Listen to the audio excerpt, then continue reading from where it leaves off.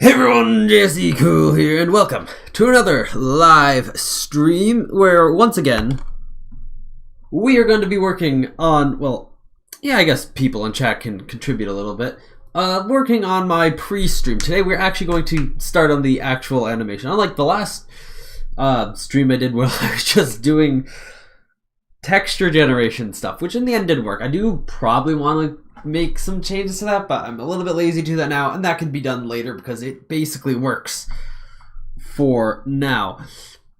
Now, actually, before I actually do start doing stuff, I just want to talk about something that happened actually to the last stream. So, if you did just watch through that entire old and now being replaced pre-stream animation, there is music in that pre-stream animation, which I made in 2017, I want to say, in GarageBand. It was actually a thing at school, but still. I made it in GarageBand, mostly using stock loops. I think there was a loop someone else had recorded. It was pretty short, and I think it's like the very beginning of the...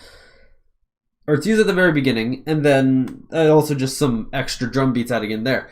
I say this because the last live stream had a copyright claim on it from a song that was released in 2020.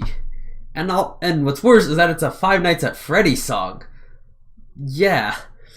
But I didn't know this at the time, and actually, well, I only know that now because I went through the whole process of looking it up, seeing what it is, and seeing, okay, how actually similar, how actually bad is YouTube's content ID system? Because it wasn't a manual claim, it was a content ID thing, so it was absolutely YouTube.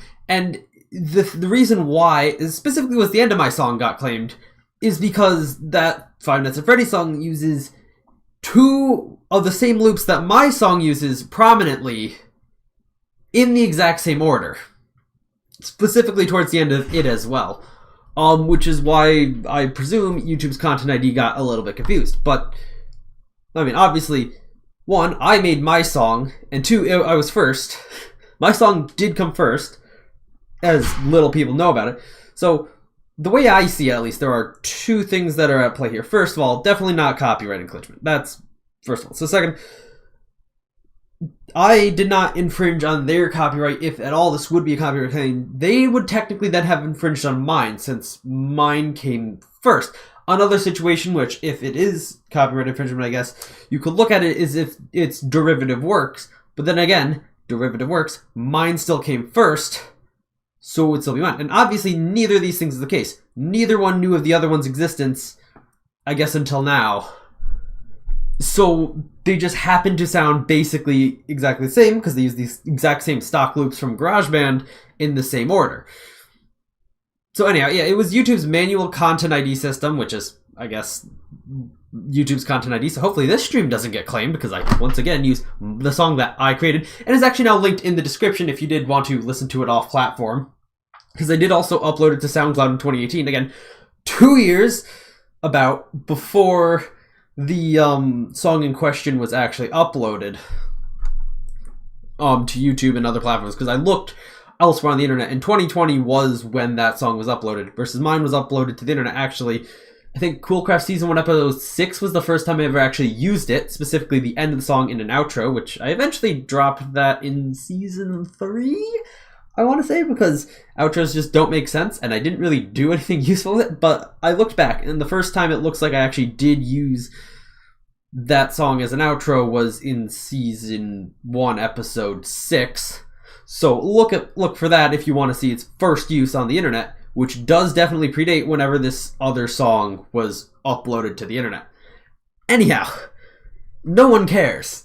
With that out of the way, let's get to actually making stuff. So I have a blank processing sketch here, which is where we're going to be writing everything.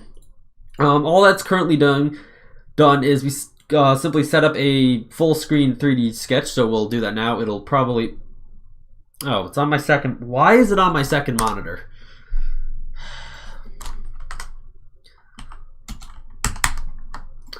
Now it'll pop up on my first monitor. There we go. And as you can see, it's just gray. Complete gray. Because we haven't told it to do anything yet. This is the default background color. So that's what we're going to have to do to start with. So,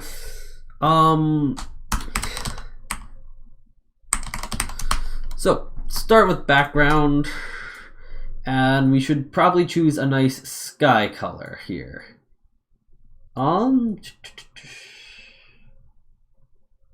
Something like this looks good, so we'll do that. Save, run. Bam. Now it's blue. Wow, we've done so much. All right. Next up, the first thing we really have to do is get the camera situated, because first of all, the camera's going to be sitting in one spot basically through. Actually, we're not going to be moving the camera at all throughout the animation, but I will want to be able to move the camera around when I'm building the world, so I can see things up close or a little bit better. Like, no, that shouldn't look like that. So we're going to need to do that. But obviously, in order to test the camera, we need to have something to look at with the camera. So I'm going to start by doing a completely a red box. Why am I so bad at this? It's because I'm trying to talk at the same time. And a box is obviously a 3D rectangular prism, and it also doesn't have to be in the shape of a cube. This box is just going to happen to be in the shape of a cube. But importantly, a box doesn't have to be. Why am I doing this like a tutorial for processing? Now, also you can see in the corner, way over, how's the camera processing? Okay, way over this way, I mean my mouse is obviously, you can see a little bit of red in the corner, because that's where 0, 0 is. Now, because we're in 3D, I'm going to want to position things around 0, 0 just because I want to. But because we're in 3D, I don't have to move this box. I can move the camera to make sure that this box can stay where it is. Because actually, that's something I learned. Everything in 3D, the positions and how it's rendered, is all based off something called a transformation matrix. Oh yeah, I just realized this shirt I'm wearing is green, so I kind of green screen. Woo!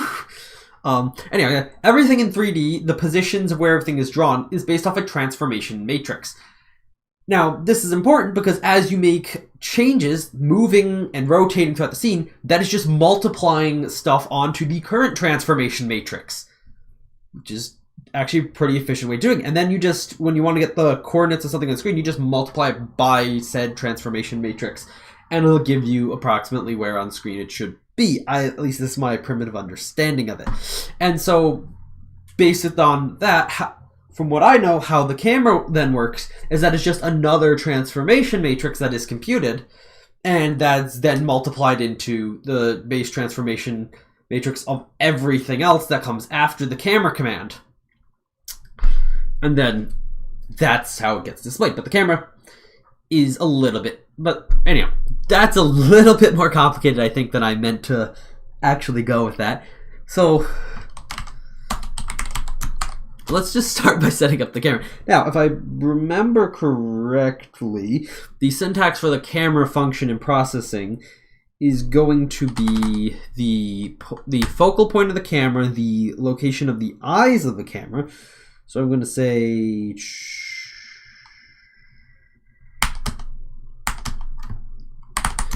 and then which direction the camera is feeling up is.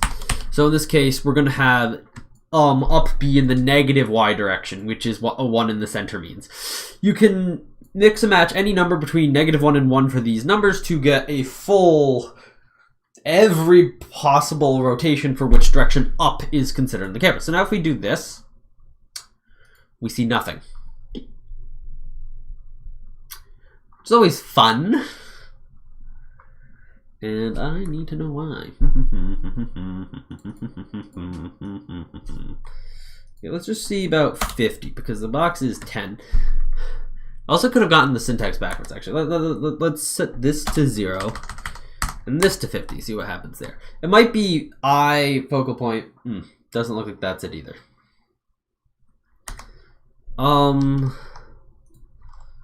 Well, let's set all these. I don't know. The camera, I swear, I've got, like, obviously in my game Skinny Man, I've gotten the camera to work, but here, camera's not working. Why? And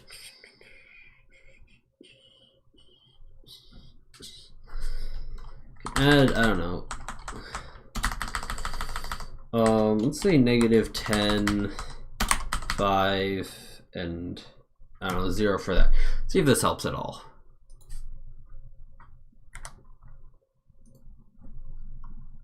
Oh, well, actually, no, that's why. Because we're rendering we're calling the camera after we render the box. Let's do it before. I was just talking about that, but then I just kind of... No, that didn't help. Because as a reminder... this is what... Actually, well, we'll try to get something similar to this. So, the default camera is going to be... width divided by 2... height divided by 2... 0, then again with width divided by 2.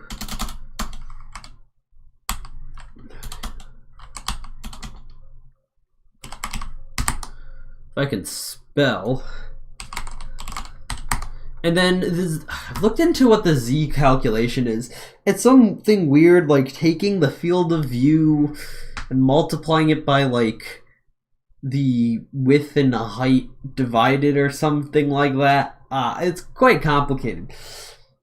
But it works out to around like 680 on a 720p vertical, which would be 1080. I'm gonna put like 890.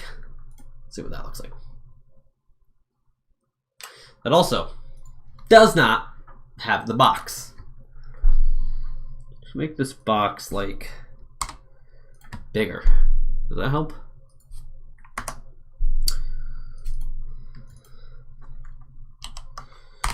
Let's once again flop these. Maybe I'm looking in the wrong direct. Maybe it's in the wrong direction. Oh, there it is. Okay, that's good. So now what we're going to do is we're going to set these two to 0. Okay, I think it was, yeah, focal. Wait, no, iFocal. That you know, I should just look at the processing reference. That would be, wait, there we go. Now we're looking at a cube, guys. Let's go. Looking at a cube. It only took me like 15 minutes to get here. Okay, I am going to go look at the processing reference though. So we're going to go to processing.org. We're going to go to, and I'm doing this off screen, by the way, because, you know, I don't want, I guess, my browser to be visible for whatever reason. CAMAMERA. Camera function method, whatever. Yeah, it's I, center, center, center, up, up, up. Okay, so the position the camera's looking from, where the camera's looking, and then which direction to consider up. That is now what we got here, which of course means that we're currently looking at this cube. So let's look at it from a less stupid angle. If we height 0 there, we're looking at it dead on, and then width 0. Now it just looks like a square. Which is good because it's in the center of the screen. Probably should look like a square there. Now what I'm actually thinking is, because we are setting up what the default camera position is going to be for the scene that we're going to make. So we're actually going to want some variables. We're going to have, well, and also this is Java, as you can see by this end. There, right there, it says Java right there because we're in Java mode for processing. And generally in Java, you probably will going to be using doubles for these fractional numbers that we're doing. But in my case, I'm not going to be using doubles because in processing, for some reason, it uses floats for a lot of this stuff. Like, I understand with graphics and all, you know, floats, I guess they make sense, but casting between a double and a float would be annoying, but everything in processing basically uses float because, I mean, I guess we don't need to be too precise. So anyhow, can I X? Actually no, we're gonna first get the defaults, then we'll get the then we'll have the, because the reason why we have defaults is because I'm gonna want to move the camera around and reset to its initial position. We will also calculate this 0, 0, 0 position based off of trig that I have derived in the past and will struggle to derive again for you. Anyhow, so we're gonna make this default cam ix equals, and then we're just gonna copy paste that, default cam IY equals 0. And this, actually, the Y1 particularly we're actually going to move up, but I just want to get this to 890. And again, I also think that's going to get pulled back a bit, is these things. So then we're going to get float cam IX equals, and then we're just going to straight up default it to this.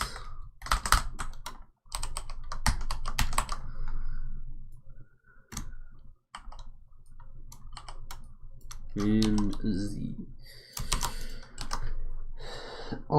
So then we need 2 extra values, which is going to be how we determine the focal point position of the camera. Actually, no, we need 3, but they're not going to be the focal point position exactly. They're going to allow us to derive the focal point position. So those extra are going to be, and one of these is just going to be straight up constant, that we're never going to change it, but I'm not going to make it final because I'm lazy.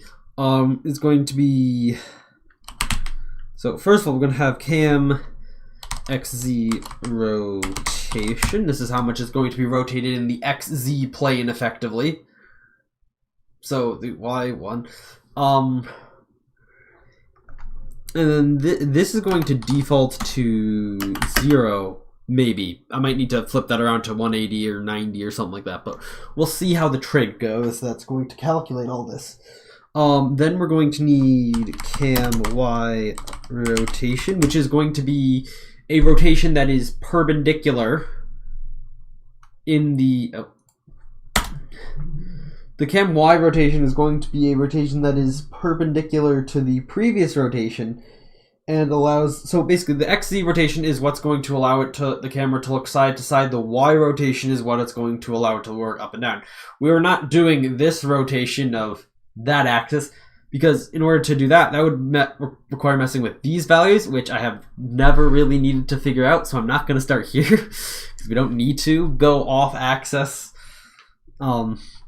Cam Y rotation, and this is going to be defaultly equal to 0 as well. Oh, I should add default to the front of these. Okay, hold up. Let me do that, and then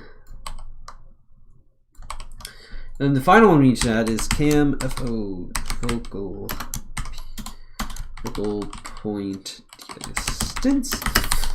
And we're going to set that equal to about 1,000 for now. Now this is...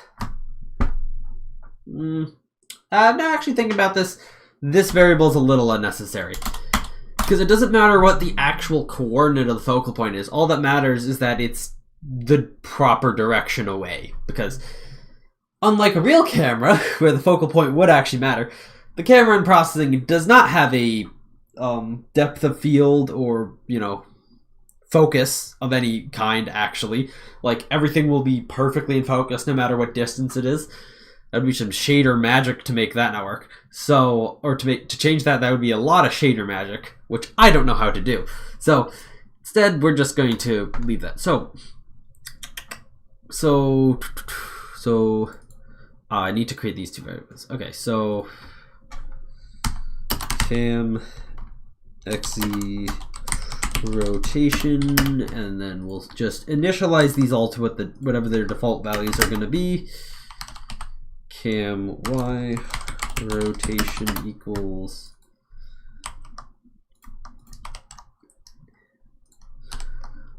and then that should be that. So we now substitute some of these values in.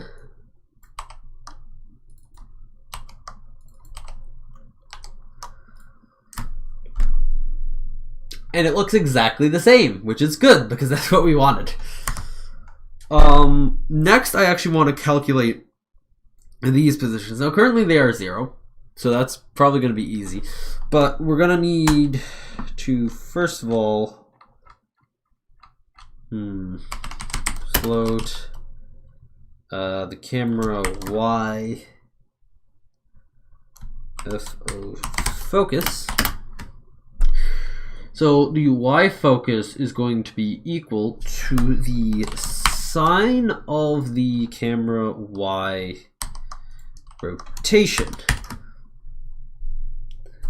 And that's probably going to be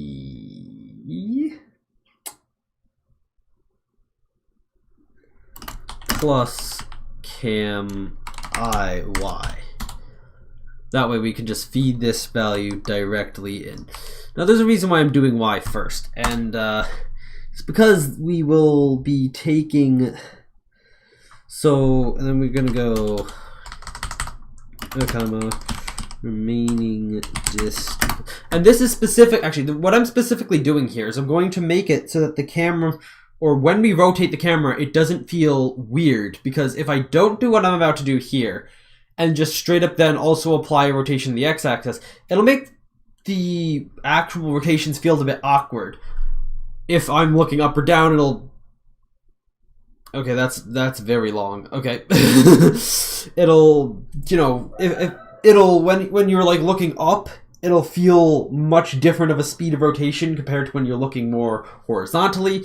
And so what I'm doing is I'm going to compensate for that to make sure that wherever you're looking is theoretically directly in a sphere around the center point, instead of just being probably in a circle on the x-axis, but in a complete column on the y-axis in terms of the xz. So the actual distance to the focal point is going to be effectively constant. I don't know how much is actually going to matter, but I'm going to do it nonetheless because it makes it more complete. So remaining distance, capping it, is going to be equal to the cosine of the default y, not default, we don't want default here, I realize. We want normal. And then that's specifically going to be it, because we're not assigning like a normal distance. Otherwise, we would multiply the sines and cosines by the total length of the distance between the camera and the I button. But because we're just going to say that's 1, we don't need to multiply it here. So those are two floats. So then we're going to have float cam x FOCUS. And then this is going to be the cosine of the xz rotation. Multiplied by the remaining distance, and then add the cam ix, so that we're not just changing the value around the 0.00, which wouldn't be very effective in making a functional camera. So then we'll put this as the x focus, and then we need cam z focus equal to the sine in this case, because I'm doing 3D trig here.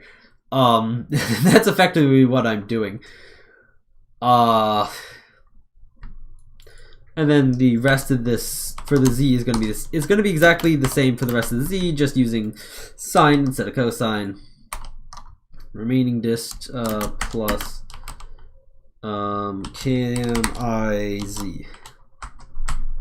Alright, so that should, on each frame, calculate the precise position that the camera should be in. It didn't work. No. Why didn't this work? The rotations are 0, so I'm guessing that has something to do with it. Actually, I'm gonna make these values final just so I can't accidentally modify those. I don't think it's the y. Yeah, no, the y rotation shouldn't be the issue. I'm just going to, mind you, all these units are going to be in radians, by the way, just because that's how, I guess, Java/processing works. So we're going to just add 0.01 radians. Oh, damn it. See, that is good there. It's good that I just didn't do that. Okay, let's see if this is probably the issue here.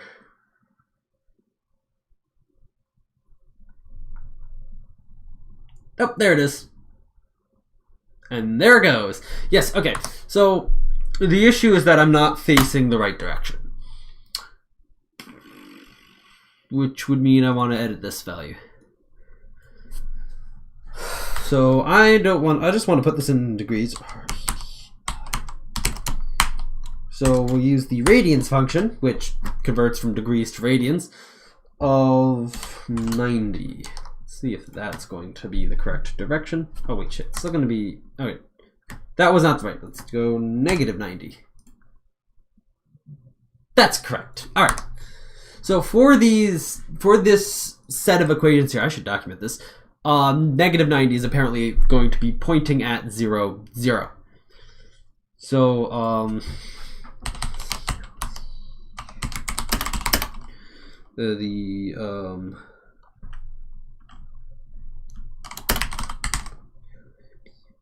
image of the camera focal point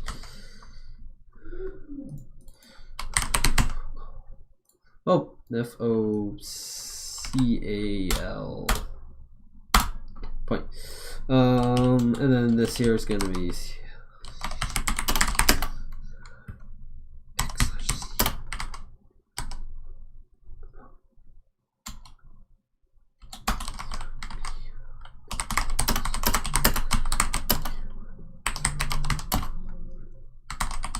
all right, there's that. So now that cancel.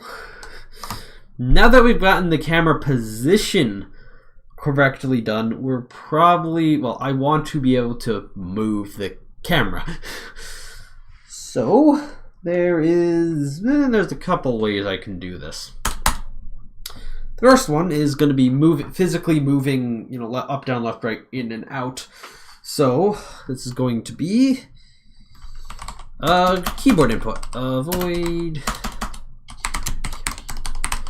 key pressed. So simply if key is equal to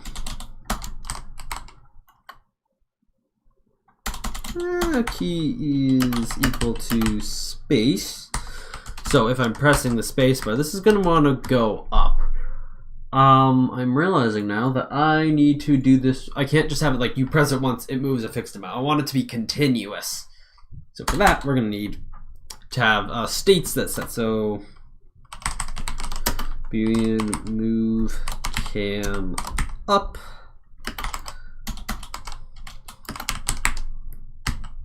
We're going to have move cam down.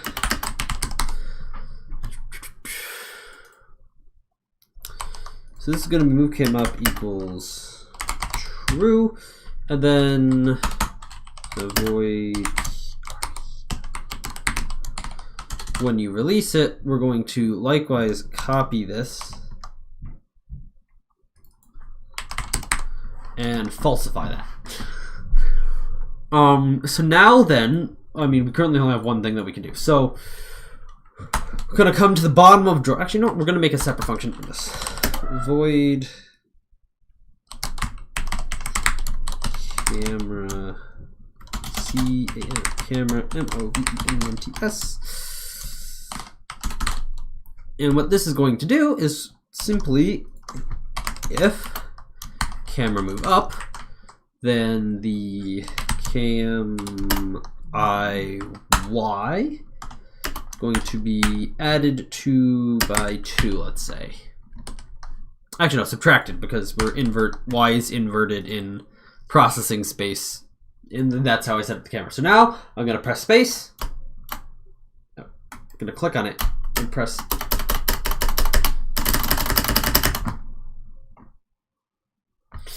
Okay, I think I know what's wrong.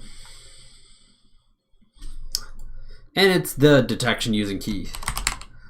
Code is equal to 32, which is the code for the spacebar. Code is equal to 32. Then, oh, wait, actually no. Undo that. I know what the issue is. Oh, we never actually called this function, which I was thinking I needed to do that. Anyway, yeah, so then we just simply call this function from the beginning of the draw, right after the background here.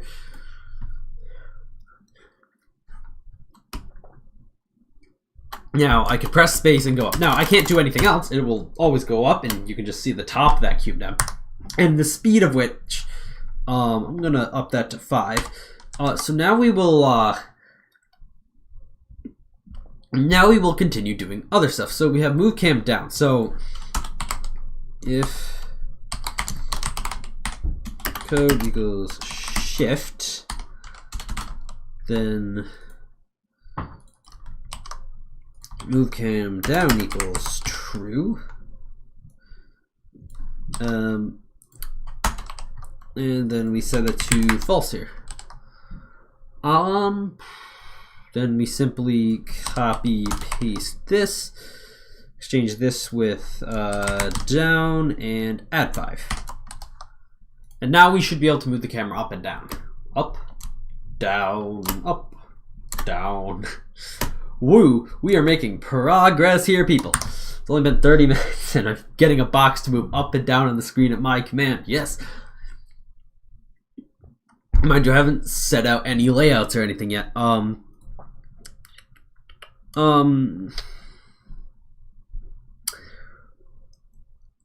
now we need to move closer and farther away from it. So this is again going to be a little bit more difficult because we're going to want to take in the rotation. We're not just going to want to move in axes because that can get very complicated based off which direction you're looking to press the right button.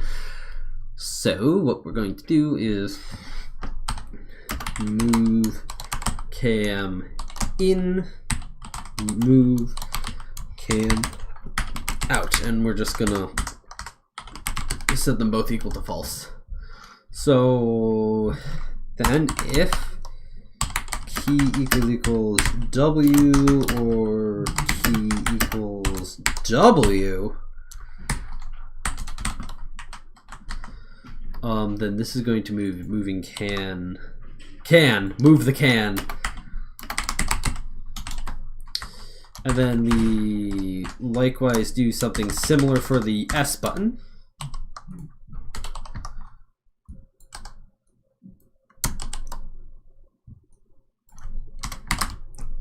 And then we simply copy paste this down to the released function and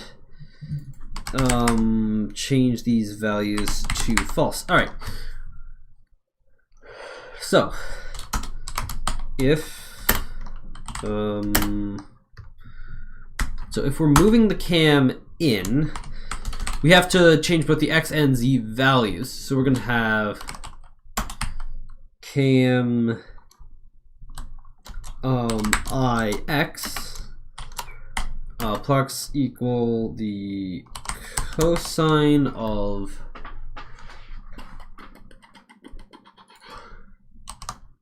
this value times 5, and then the Z is going to be the, so not Y, Z.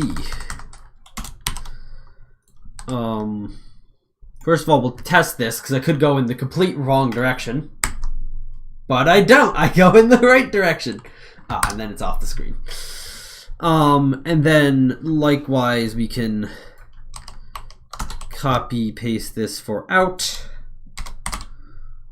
and then we just subtract the value there. So we could go up, in, out. Can't go side to side yet. That's what we're doing next. So whoop, right into the camera there. So camera left, camera right. So move cam left, LEFT, move cam right. I already have a semicolon there. So this is likewise going to be,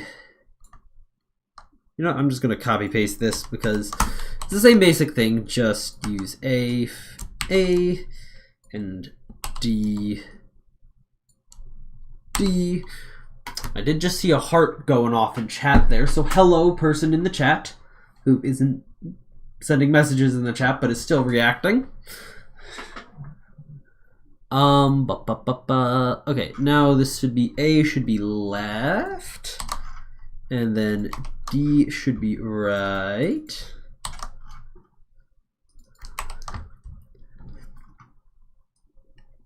And then once again, copy these down to the release. And false. Oop, there's more hearts in chat.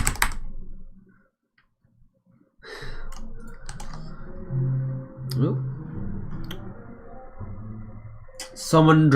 And then there's someone driving by with blasting the speakers. Oh, now there's party favors in the chat. I do see that. Here, I can respond with some of my own. Like, ooh, you like this? Ooh. I actually don't know if that always appears. Let's see. Alright, implementing left and right. So the fun thing about left and right movement is just it's just rotating the forwards back movement 90 degrees, which basically means swap sine and cosine. And then that's basically that. So I will copy this. So move cam, and we'll try left first. Left, and we'll just go sine here, cosine there. I have a feeling that this is going to be the wrong direction. I tell you. Oh wow, I was correct. Wait, it's actually that's actually left. All right. I was actually surprised by the correctness of that. I'm usually wrong with that. And then we just use subtraction when it comes to the negatives. Or in theory I could also negate the angle, but that's a little bit extra complexity. Yeah, so now I can move the camera, physically move the camera anywhere that I want with relation to this. Actually, I also do want to add another function here, void reset camera. And what this is going to do is this is going to actually effectively just run all of these things once again. Well, what it is going to do is it's going to reset all the values to their defaults. And we will trigger this when we press the R button, because that makes sense. All right, there's all the resets. So if key equals R or key equals capital R. And oh yeah, if you're wondering why we're doing this R or a lowercase or capital, I don't want to look up the key code because I'm a little bit lazy right now. So what the key value stores is the actual value of the key that was pressed. So we're checking if shift/caps lock is activated. Basically, we don't care whether the shift or caps lock is on. We just want to get the key, or we just want to know if that key has been pressed/released. Or in this case, we don't even need to have any care about R being released. We just want it to be pressed. So now I can move about, do whatever I want, and then I press R, and it snaps me right back to default. So next up is rotation. Now the thing about rotation is there's multiple ways I could do this, but the way I'm thinking I want to do this is with the mouse. I've in the past just used the arrow keys for this, but I think it would be maybe more fun / practical for me using this to do it with the mouse. So I'm gonna need a singular boolean here for this then, which is rotating camera equal to false, and then we're going to have hold it, void mouse pressed, and then we're actually going to log quickly mouse button. I want to see.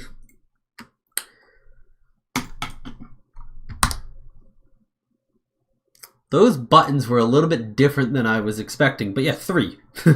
Mouse button 3, which was the last one I pressed, which is center click. That's what we want. So if mouse button equals, I know center is a thing, but mouse center. Actually, hold up. I'm going to look at the processing reference. See if there. Well, okay, I'll type 3 for now because I know that works. I'm gonna go look at processing's reference. Back to the reference. Input from the mouse button. Oh, it is sent. The mouse is either set to left, right, or center. Okay. No button is pressed. It may be reset to 0. Okay. That's kind of weird. Yes, we want to check for a center click. So actually, center is apparently the value 3. So we will do that.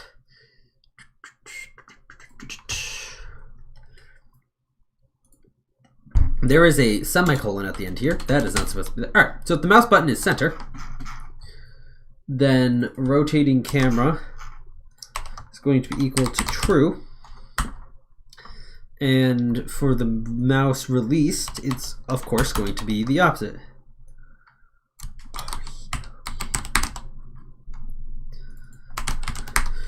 So this is something that I'll put this in this function, because why not? Because there is a fair amount of stuff that can be. Okay, the first thing I actually want to check for is the window currently focused? Because if we've gone off the window somehow, we don't want to keep doing this. So I forget what this is. I forget what the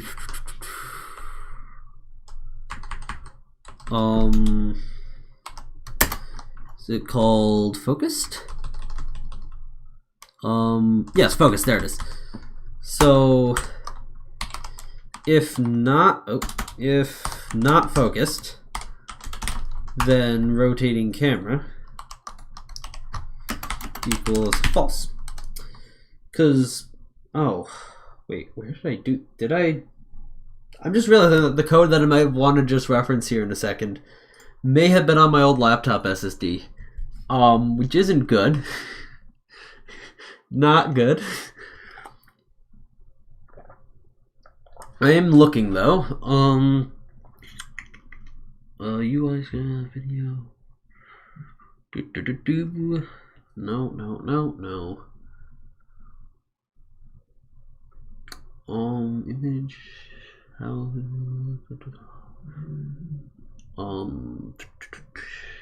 Function graphic file can.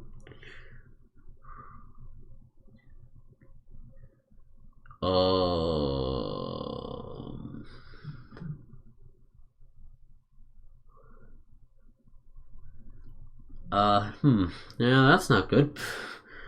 Well, the code I wanted to reference here is not here. So, well, I'm going to start by doing a couple other things. So, first of all, I'm going to say that I'm going to have integer last mo x comma last mouse y.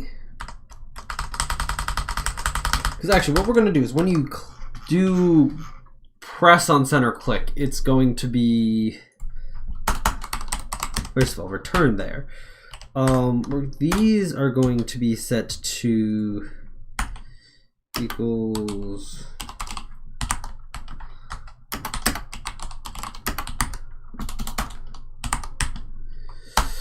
so then there's a thing you can do with like the robot or the robot class, I think, from Java to make the mouse be where you want it to be. I forget how you hide the mouse though. That's also something. Like I looked this stuff up and actually made something functional with it, but it just didn't work. It worked, but it was on a now dead SSD, which kind of sucks that I never brought this over to my desktop. Robot.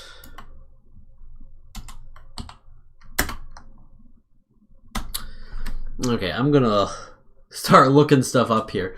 So let's see, the Java robot class, robot, which is in java.awat.robot. So we are going to first of all go and import that. Import. That's first of all, that will be useful. Then let's look through this Java doc here. Methods.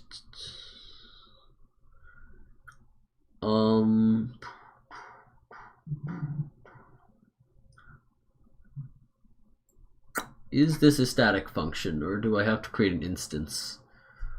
Yeah, it's not static. Okay. How do I create an instance of this? For the given screen device. So hold up. Can I say robot? New robot of this? Is that going to be valid, or? Oh, robot Bob equals new robot this. PreStream. Interesting.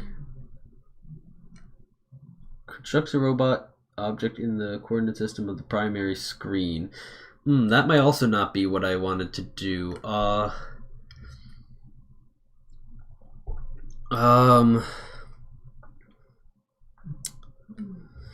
Something like get graphics maybe?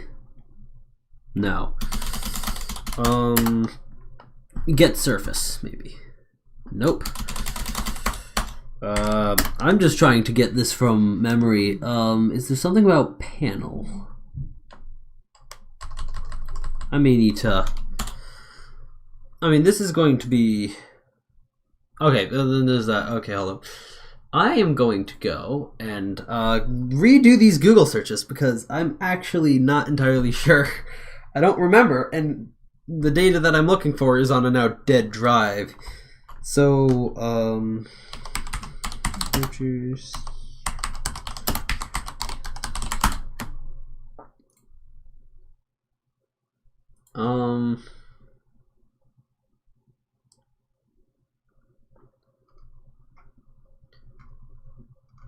Capture.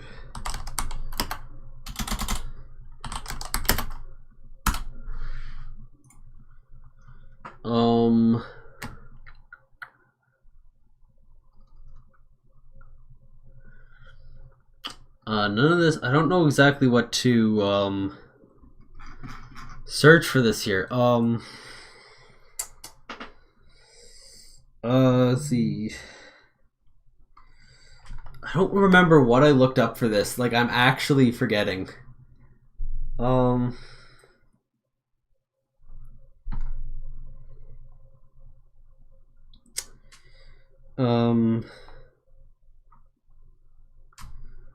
Let's see. Move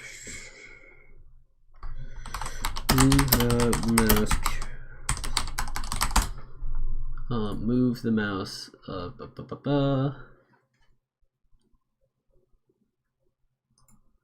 Yeah, okay, here we go. Yeah, okay, this might be what I'm wanting to from 2008. Oh gosh.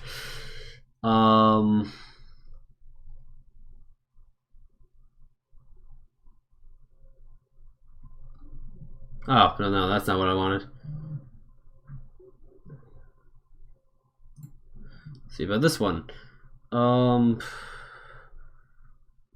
well.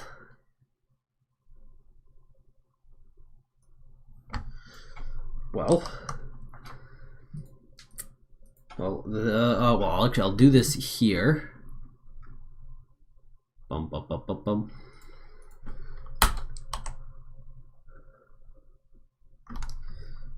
This should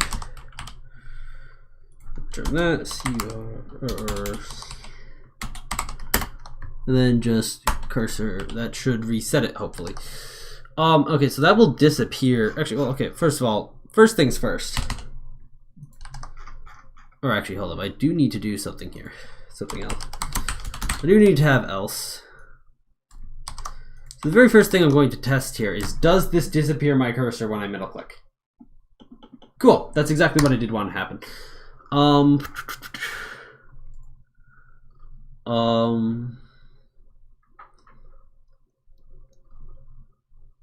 Yeah, okay, here it is. Okay, whoa.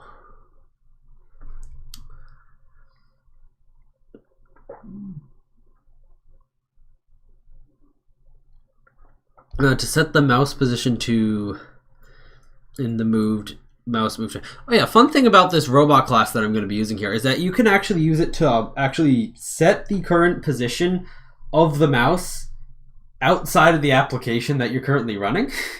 So you can use it to effectively do like an auto hotkey type thing where it just like automates your mouse position, which is cool. I'm going to sketch things so a robot will set the mouse position on screen coordinates, not the window coordinates. So in order to center the mouse cursor in the window, you have to know the screen position along the size of any chrome rounds the edges of the window. This turns out to be surprisingly difficult to get practically if you're using the Java 2D renderer. The default, but I'm not. I'm using OpenGL's 3D renderer, so processing 3 part. Okay, the font on this website is terrible. Okay, I think this was the website that I did this. So Surface that get actually, so hello, where's their code snip here?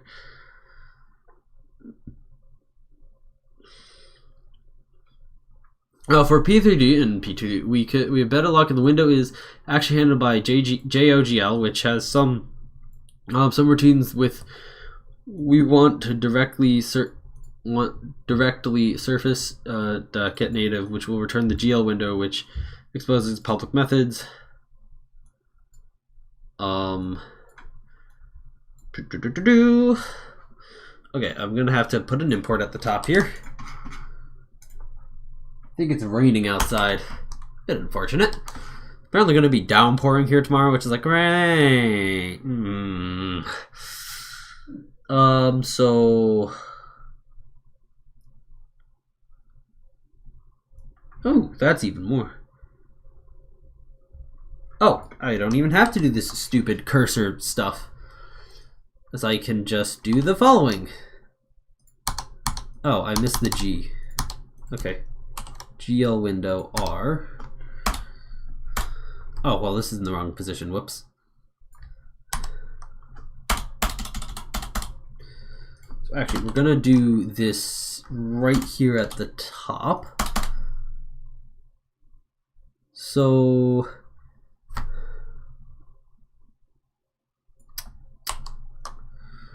I don't even need to do this no cursor stuff. Actually, in fact, set point of visibility to true here. I need to actually define our outside. That means. Oh. And we're also going to have to change the confinement of the pointer. So we're not going to set that stuff there, I guess. So confine pointers now false. So only when you're holding middle click is it actually going to be an issue of this stuff. All right. Warp pointer.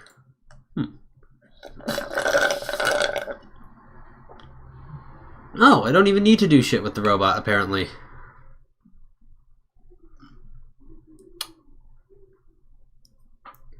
So let me see if this works then.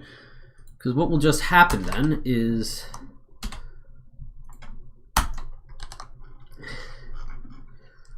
and then this here... I will probably need to do stuff there, but okay. Let's see this. So, I'm moving my mouse as far to the side as possible, and it's still in the center. That is great. Now, here's the thing. Before the... So...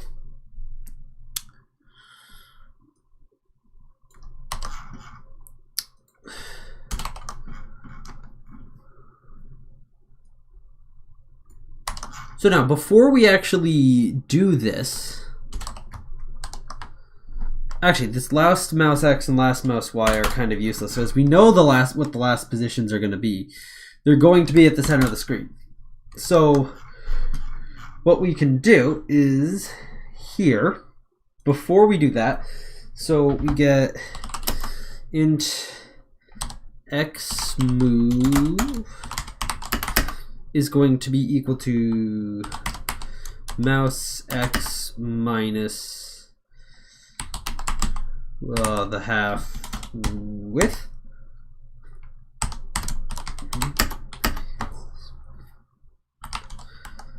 MOUSE y minus height divided by 2. So what this is what this is now going to do is this is going to give us every frame that this goes by, this is going to give us the or the change in the mouse, so basically how far away from center it is. So then I'm going to just check if at all the mouse has moved. So if mouse movement is not equal to 0, or so if either of them have moved at all, well, first of all, we're going to warp the pointer or back to the center of the screen. And then what we're going to do is then we're going to calculate how much we should rotate, or how much we should actually rotate the camera based off of that. Which is going to be a little bit tricky, to be fair. So, because I don't know.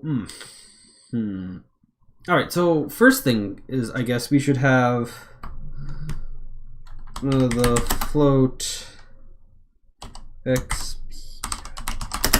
x% is going to be move x times 1.0 divided by the half width,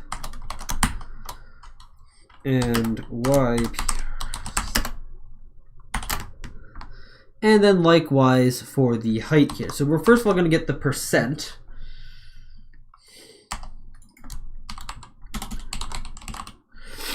The percentage, and then let's see, for maximum, I guess we are going to want to say that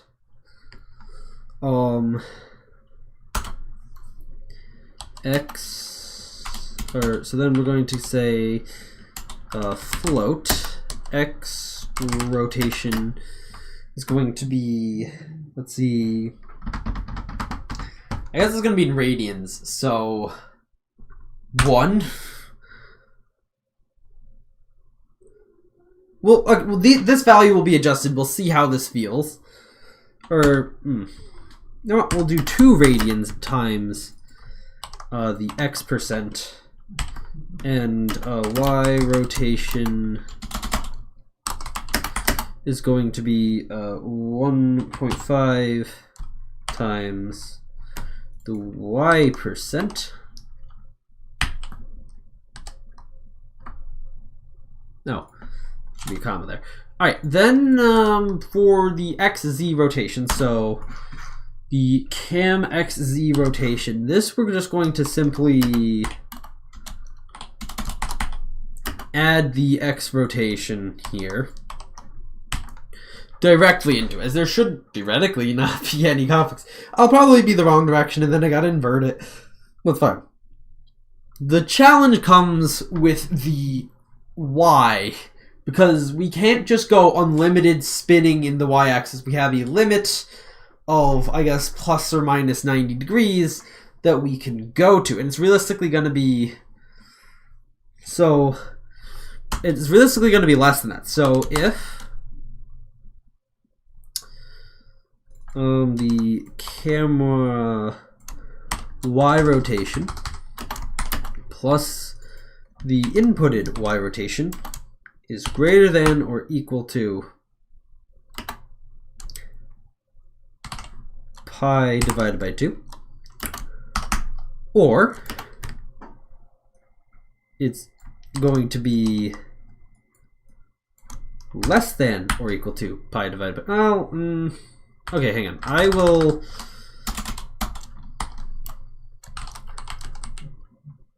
else if this else. There we go. Okay, so this is the statement going to be. This is what the statement's going to be here.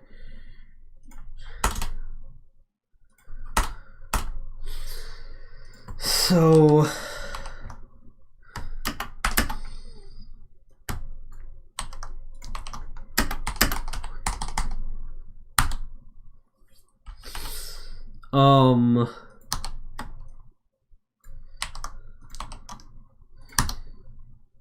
Okay, so this is going to be, oh, I need to put negative there.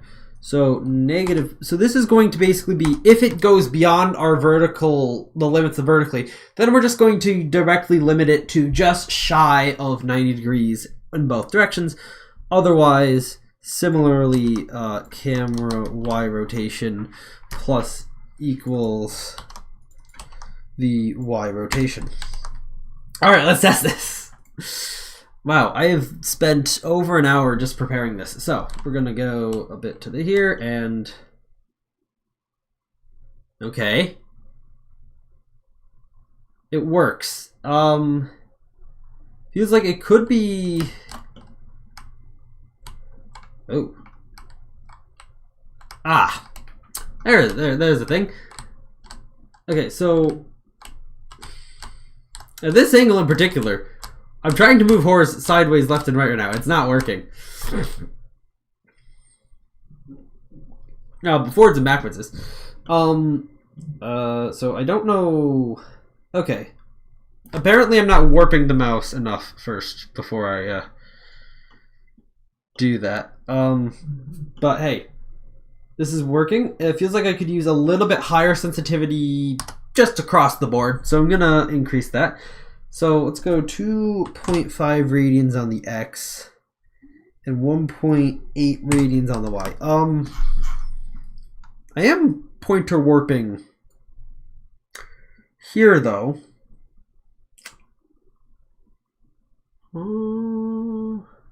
Well, okay, we're just gonna directly assign the mouse X and Y variables then. That should help a little bit. This is only something only I'm going to use, but this would drive me crazy. I was kind of imagining I'd get a bit more done today. But once I get this done, that's the camera basically complete, and then we just got to do default position stuff. So, alright, seems pretty good that way. It's okay that way. That is... that is not the right direction. So I did not do the left and right correctly. I forget why that is though. I think I might actually have to invert the angle. So hold up. If I do this, that now moves the wrong direction. So I'd also then have to subtract this. So, okay, there it is. Right, so I have to flip the signs on both the operations and the angle that goes into it, because it does actually make a difference. So now,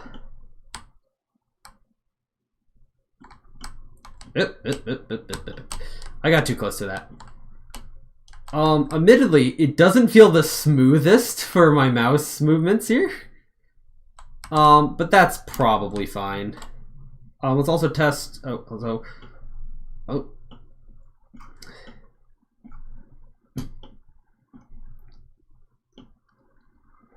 Can't go down any further than that. We will...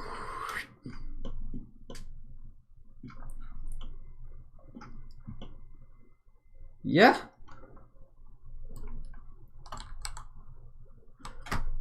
Camera controls are working. Okay, I'm going to quickly take a bathroom break. And I will be right back, because I have been, I don't know, streaming for an hour and 7 minutes here. So, I will be right back after this quick bathroom break.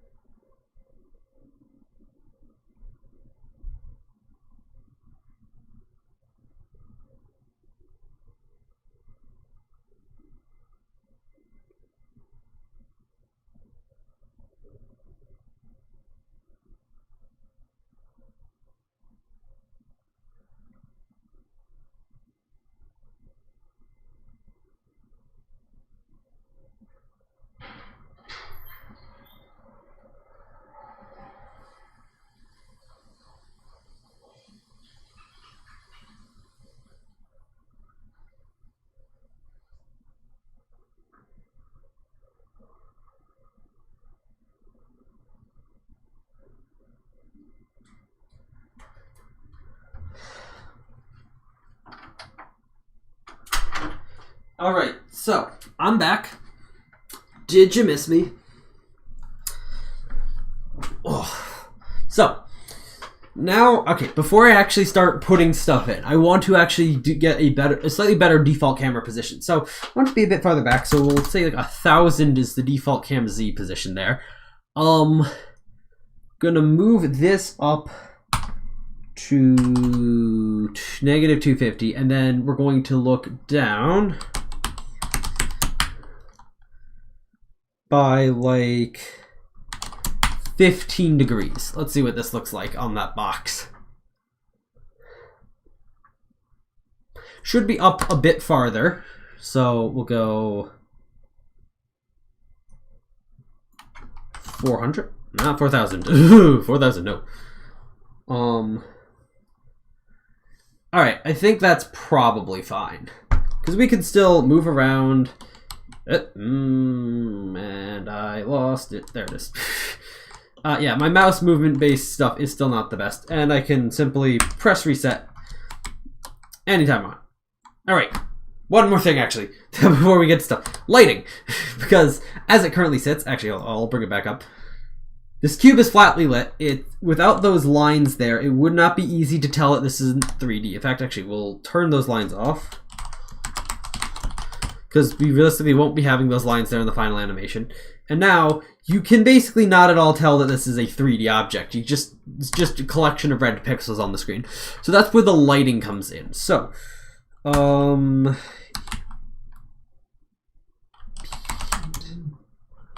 is it just ambient? Yes, it is. So first of all, we'll set ambient lighting up. Now we could just set this to 0, but I am going to set this to B. I'm thinking right now. So I'm probably going to want 110, 120. So it's going to be a slightly bluish hue to the ambient light. So actually we can see what that looks like now with just the ambient light there. Oh, well, it doesn't look too much. Oop, it doesn't look too interesting, to be fair.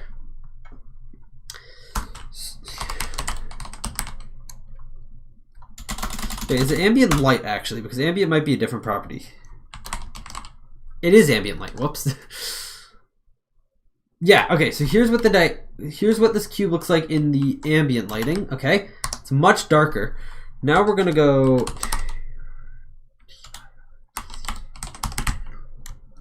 Should not be a capital D. Now we're going to put in a bit of a directional light. So this is going to be probably 255, 240, 200. So it's going to be more orangey hue of a light. Oh, but direction also requires a direction. Now this is the harder part because I have to think about, okay, which direction do I want the light to be in? Now it uses the exact same system as the camera here to determine which direction's up, to determine like which direction it comes in from. So we're gonna say, let's see, 0.3 on the x-axis, 1 on the y-axis, and you know I want this as 0.6 because I'm going to go 0.3 on the z-axis. Alright, let's see what this looks like now. Fuck. Okay, well, as you can see, it's not entirely dark anymore. It's just also not correct on the side of the block that we were looking at to start with, which means I got probably one of the directions wrong. But as you can see from this angle, you can now tell this is a 3D cube because of the lighting. Now, it's not the best lighting. It's entirely flat as well, actually. But it is possible to tell now that that's how it is. Z-axis is with the one I need to invert, right? I think that was correct.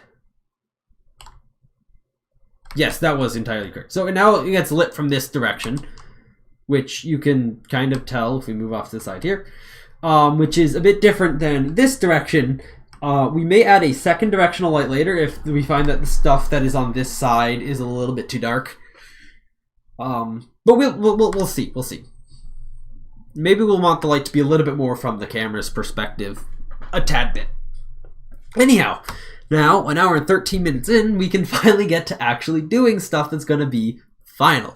So I kind of outlined in the first stream I did on this what I kind of am looking for. I'll leave this box here, in fact.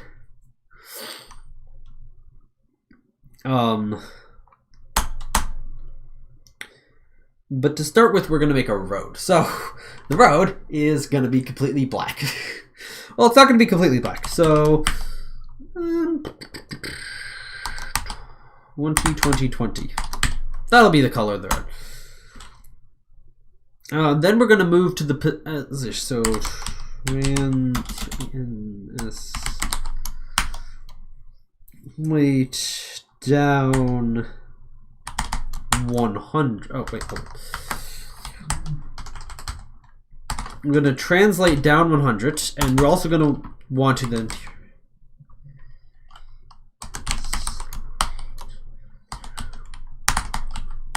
we also want to make sure that we undo any transformation that we do for later. That way we're not doing stuff, well, who knows where.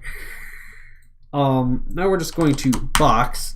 So this is where things are going to start getting interesting, is we're not going to do this as square, we're going to do this as a little bit different. So in the x-axis, we're going to put this to 200 width. The y-axis is going to be 30 width, and the z-axis is going to be, let's say, 1,500. So we do this now. Bam.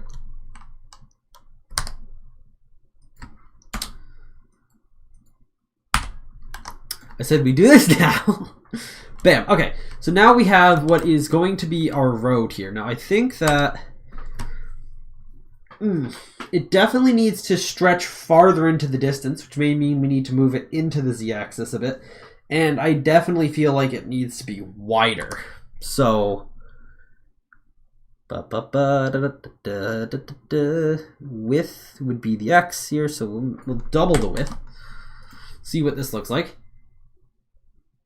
It's 500 the width. This is going to be a lot of eyeballing approximates. Okay, that looks good to me. Now let's translate it, say, 400 into the z-axis, and that needs to be compensated by minus 400 as well. I see no difference. Oh, I think I again got that direction a little bit incorrect for some reason. Yes, now that's farther away, and now we can make it longer in the z-axis to be about 3,000 long, I'll say. So how far does that extend? Actually, that extends basically to the camera and goes a pretty decent distance out. We may need to extend this road later, and I probably will put lines on it. But just for the sake of actually getting things to be kind of the way I want them, we're going to skip that for now. Oh yeah, the next thing I kind of want to do is make a sidewalk. But now that but now I'm thinking, how do I want to do that? Because I could just make like a normal box, or a normal singular box, that is. Or I could go with something a little bit more fancy and have like pre-placed objects for the sidewalk that will have a specific look to them.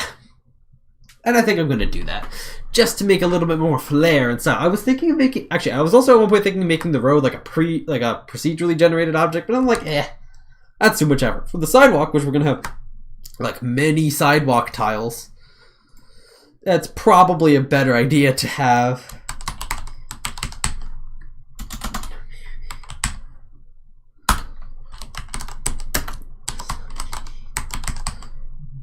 Note that this is technically a nested class or an interior class, so I don't need to technically have its own file, but I just wanted to for organizational purposes. So I'm gonna have, let's see, int x, int x, int y, int z, and then a constructor. Int x comma int y comma int z, and heck why not? We'll make it private on all fronts for the x, y, and z coordinates. So this dot x equals x, this dot y equals y, and this dot z equals z. All right, so then what we're going to do, okay, I guess I also could have used a p vector for this. Piff. It's not entirely the most useful thing. Is we're going to have a void draw. So the primary benefit of this thing is it's going to have a predefined internal position and a predefined internal draw function that we'll just be able to make like an array of sidewalk objects, and then just go through that array telling them all to be drawn, and it will build the entire sidewalk in front of us without us having to actually worry about putting in the code to draw a sidewalk or calling the sidewalks draw function on a million different things. And there are reasons why I'm doing it like this, I think. So the first thing is we'll translate x, y, z.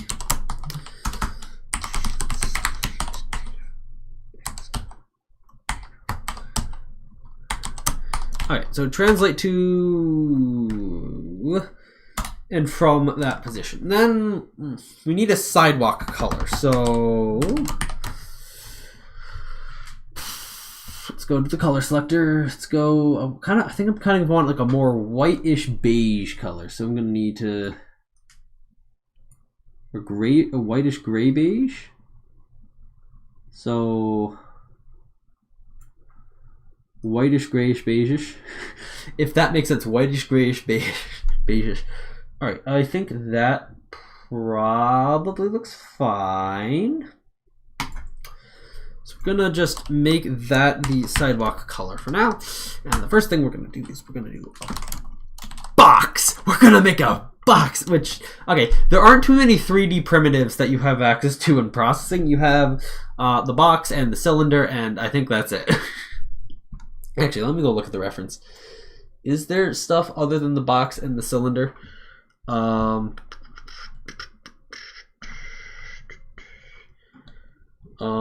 back to the reference. Shape. 3D printers. Oh, there's a sphere detail, sorry. Yeah, no, there's just box, sphere, and sphere detail are the only three primitives that we have for 3D. In 2D, we have arc, circle, ellipse, line, point, quad, rect, square, and triangle in terms of our primitive functions. But anyhow, the box should... Alright, so where are we going to be... Or what is the size of this box, first of all? So it's going to be a square from the top, but not from the side. So I'm guessing we should do like a 40 by 10 by 40 box to start with. So to test this, I'm going to create a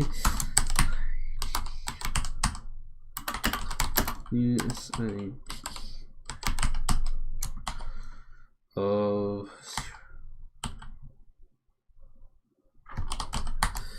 I know that W. We're just going to name this W for now.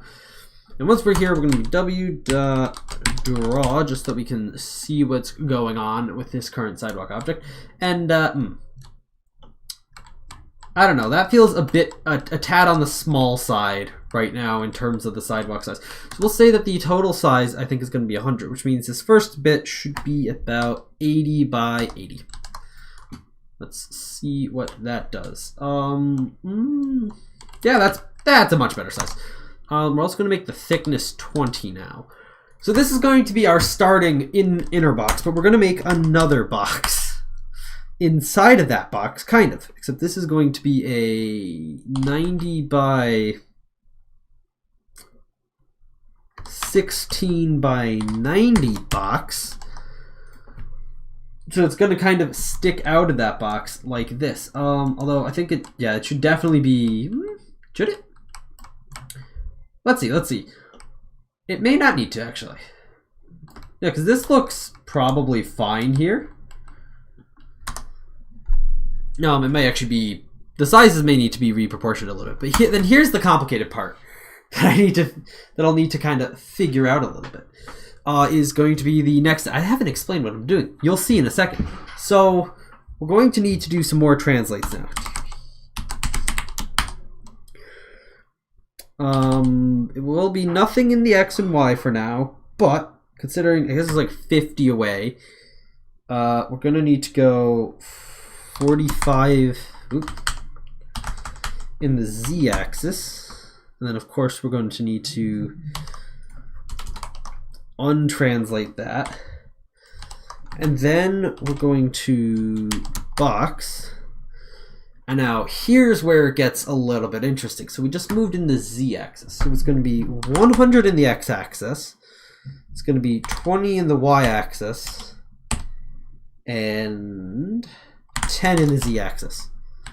What's this going to look like now? Kind of as I expected. But not completely. Yeah, you see that is a little bit too big.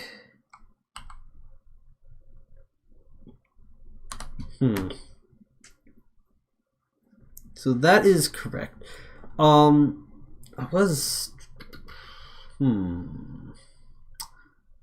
well, now that I'm thinking about it. Yeah, no, that should go, so there should be an extra 10 on there. Maybe let's try just setting these to 50, see what happens. I'm trying to think of how I want this to look. Yeah, that's a bit more correct to what I want. Okay, let's set the size to like 5 then.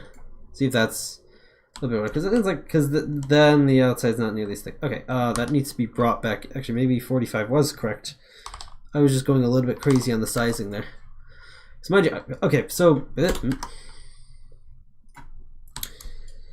what I want, yes, that's now touching. It is not quite the flush thing, but okay, there's a little bit of ridge there. What I'm going to do now is I'm going to translate to 0, 0, or let's go 30 down. This box 100 or 100. 5, 100. So that's the size that I'm trying to approximate this entire thing to be. I want it all to fit inside of a 100 by 100 box. This is a temporary thing, just so I can judge my size here a little bit. Oh.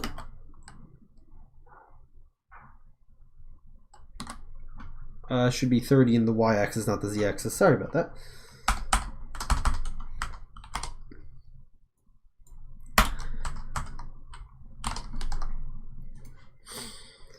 All right, there we go. So now we'll be able to see, okay, well, there is actually a bit of space there on the edge.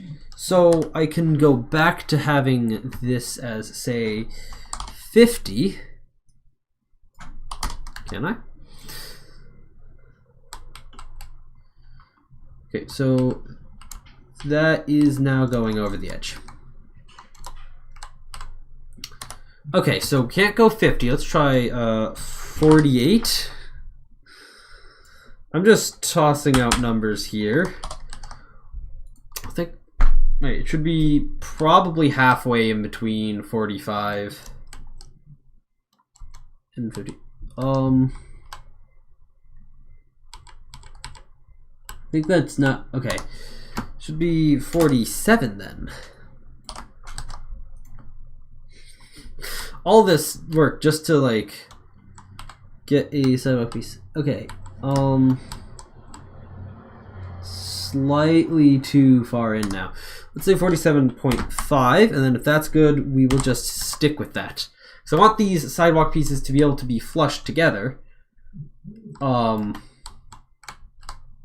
don't see any hole there.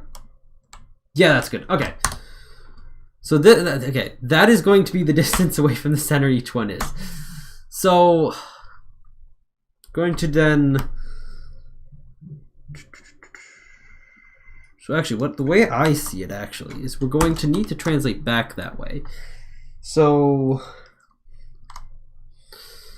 calculator. So 47.5 times 2 is 95. So we're going to translate negative 95 units, do this box again on the other side this time, and then back to the center. which that is indeed correct. And then we repeat this process, but in the x-axis. So translate. Actually, you know what? I'm going to bake this into this previous translate. So 47.5 on the x into there. We will then box at 5, 20, 100 this time. Then we will copy this translate here, where we go 95 in the x-axis. Do the second side for this, and then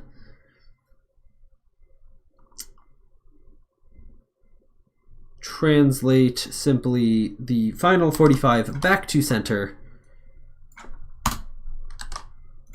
All right, let's see. All right, so this is what a single sidewalk tile is going to look like. Obviously, you won't be able to see the underside too well, but that's not exactly the point at the moment. The point is going to be to line the road with these things. So let's start doing that then. So this sidewalk W here is going to be not necessarily used. So we're going to have in array, so sidewalk array, main sidewalks equals new.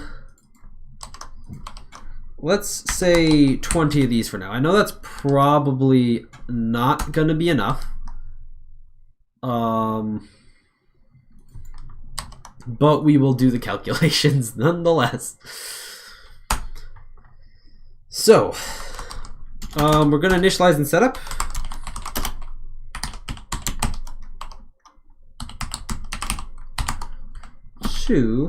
And this is going to be for both sides of the road, by the way, which is why I'm doing it by 2. So I plus.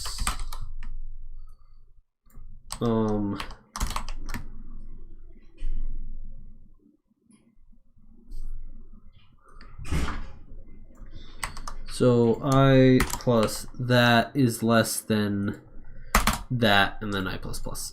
I'll just have to make sure to do that. This is for calculations purposes. So we're going to have main sidewalks of I is equal to new to a new sidewalk. And then, so the center position is 400. We're going to need to be 50 offset. Let's see, this is...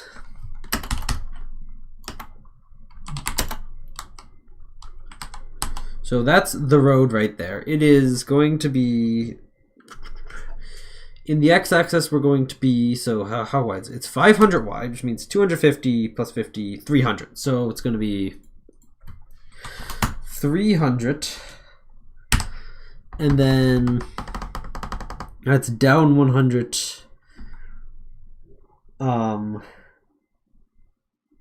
Could you say...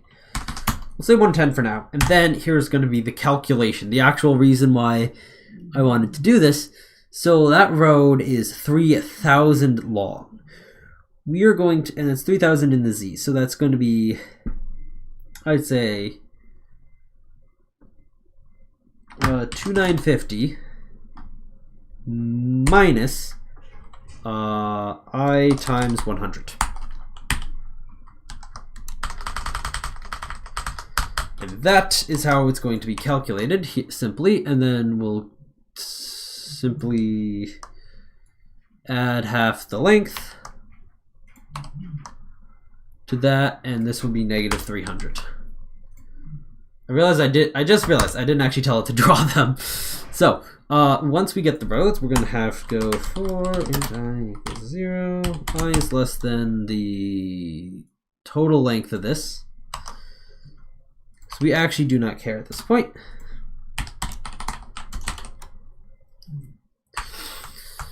And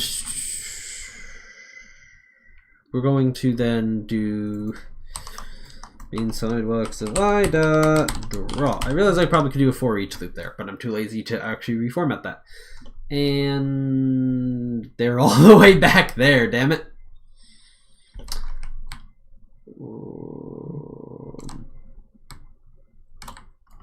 I mean, at least they are kind of separately spaced enough. They're just not in the right position. All right, let's figure this out. All right, that's offset by 400. So, Mr. Trusty Calculator. So we have 3,000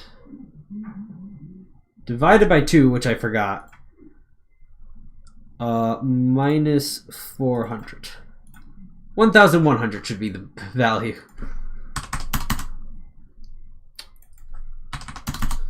It would help if I got the correct starting value. All right, there we go. Well, they're also a little bit far down. I gotta fix that. I need to then subtract 50 off of these things. So that'd be...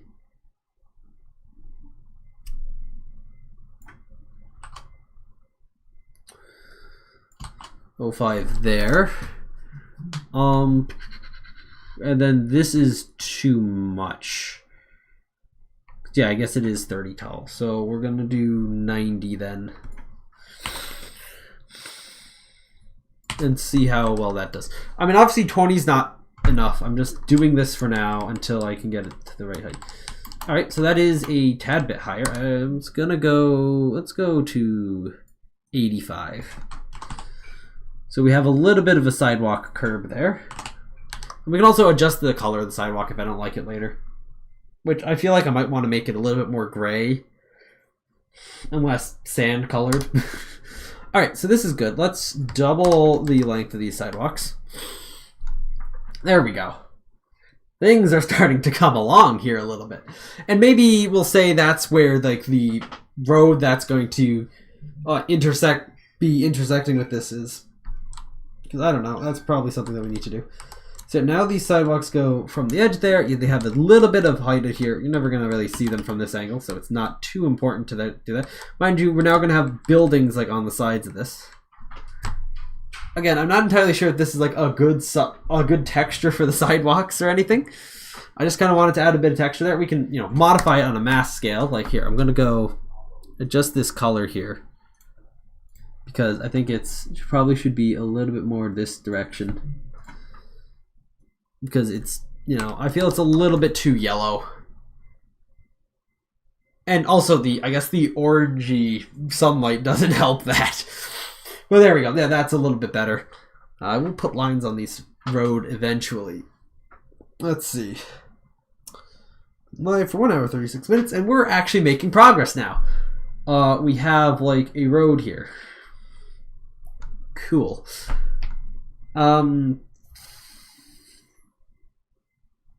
I guess I could go get some start putting in like the buildings that are going to be running alongside the road here that are probably going to have the countdown billboard on top. Well, one of the buildings over this way I think is going to have the countdown, and over this way, I'm pointing with a mouse, you might not be able to see it because it's on a light blue background. And over this side is one of the buildings is going to have a billboard saying "Stream starting soon" or something like that. So get rid of this. I think that's probably an okay color for now. And then so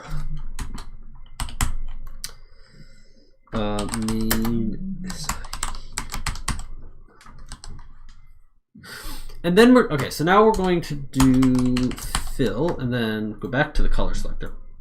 So this is probably going to be like a placeholder color for the building. I don't know what I'm going to do later. It's for actual building colors. But probably more like a darker red color like this to stand for bricks. Because I might bring in some actual like 3D models for buildings later that I'm going to make. And they're going to be terrible, but it'll be a little bit better than what I got now. Or what we're about to put here. So we're going to do that fill. We're going to call this Building 1.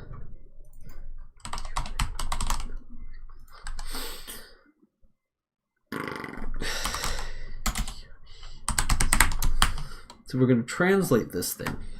How much do we want to do this? So we're going to start by going minus, say, 400. Okay, actually, so We were over 300 for the sidewalks. So we're gonna say 600 in the X. We're gonna start by not going down at all. See how well that does.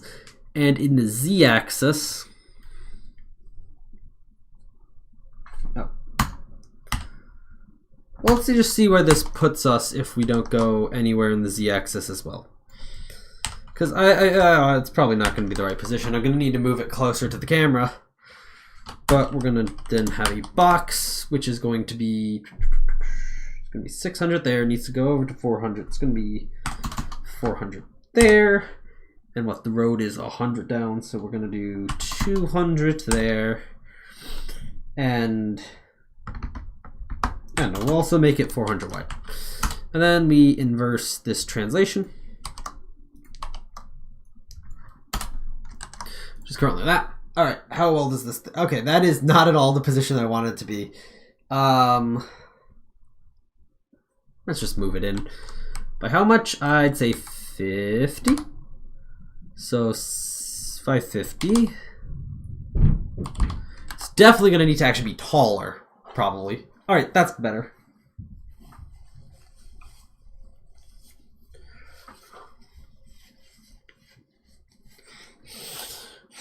Okay, so featureless, textureless building here. Oh well, that's probably fine. It's gonna get moved around. So now we want to move it back, which is probably gonna be like 200. Not enough. That's not enough.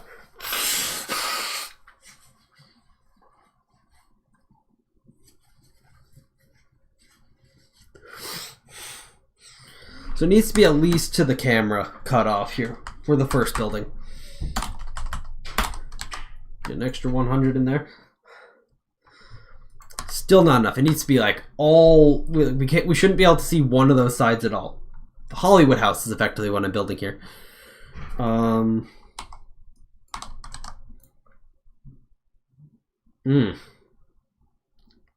Maybe this is going to be fine, actually. Actually, we have these sidewalk tiles are 100, which is actually very useful. So if I go here and then just look down, I'm going to move it 200 further. So that's going to be 600. All right, there's kind of what I want. Okay, we're going to move this thing up a bit, actually. So we're going to go like negative 100 there. I know it's not going to be touching the ground anymore, but that's fine. I kind of wanted to move it up into the air. Then about how tall is that? Well, it's probably going to be like 50. So we're going to expand this here, but to like 300. Going to be more than that, 350. It's all about the optics, guys. All about the optics. Oh, that is perfectly barely touching the sidewalks there.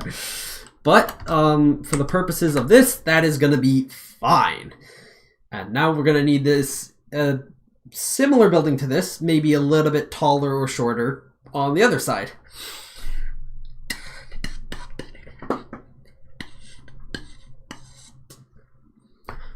I'm also thinking maybe we shouldn't be looking down as much. So actually, I'm going to change the camera again. So instead of looking at 15 degrees here, I'm going to change it to 8 degrees. We're going to look down less.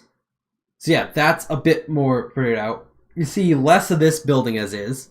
It just gives you the... I guess the idea of this building is to give you the impression that you're in the air. Right?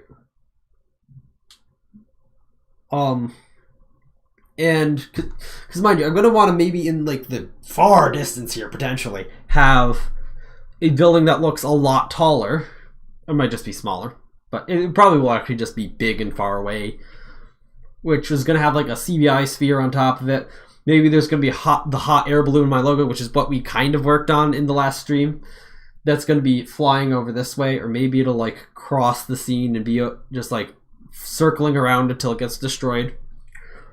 Somewhere up here, maybe a bit further down, we're going to have like a road that crosses this one. It's going to be partially obscured by buildings.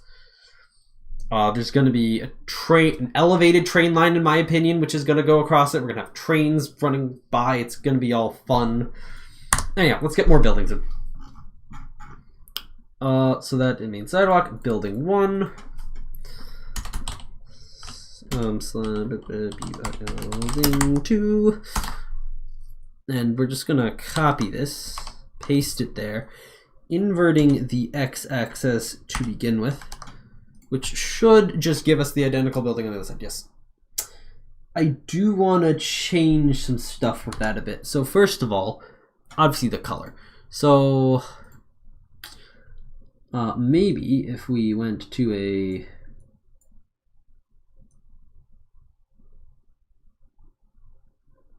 on the bluer side of things.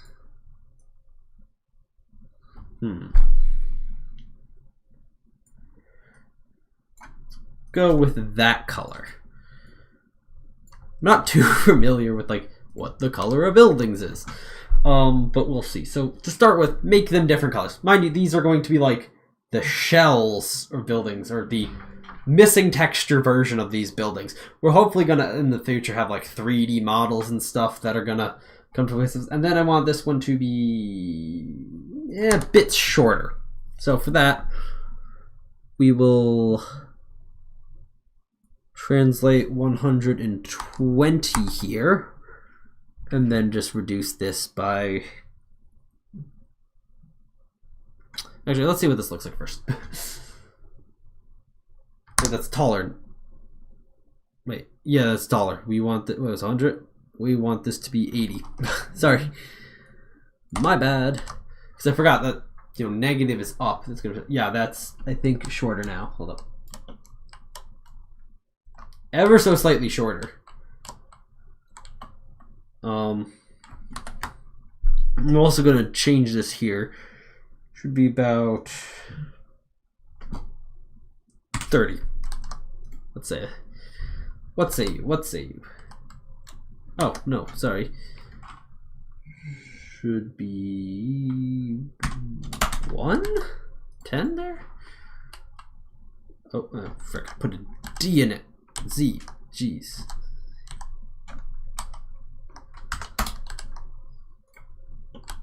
Oh, okay.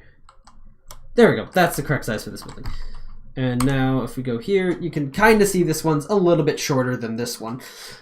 The next set of buildings is kind of going to be the important ones. So these next buildings in front of these ones are going to have the actual, like, here's the countdown, here's the stream starting soon thing. I'm probably not going to get that countdown done today. Let's see.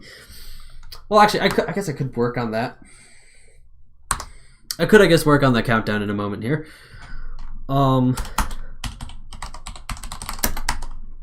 Okay, building 3. So we're gonna go for more of a darker color for this building. Again, these are just placeholder colors and placeholder boxes. I mean, the translations are real, but we'll go with the same minus 550. This is going to be a bit taller, so 120. And then the previous one is a width of 400. 200 minus 200 would be 400. No, but that would just be at the edge. If I want to do this, it's like 200.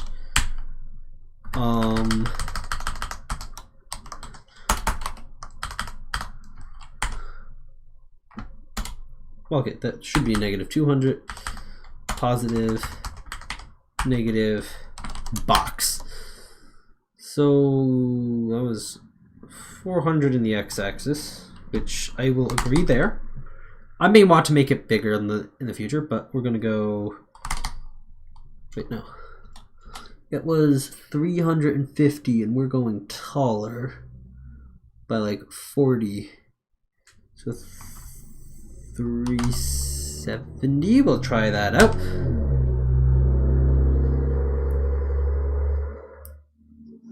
And then we'll try 400 as well. Alright, let's see what this looks like. Ooh. That's much shorter than I... Ooh, that's far... Oh. That is not at all what I wanted to do. It's otherwise kind of fitting in there. I do want it to probably be longer. Why is it so... Oh, I got that wrong. Okay.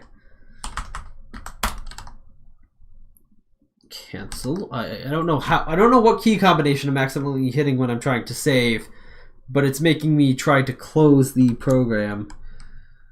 Or close processing.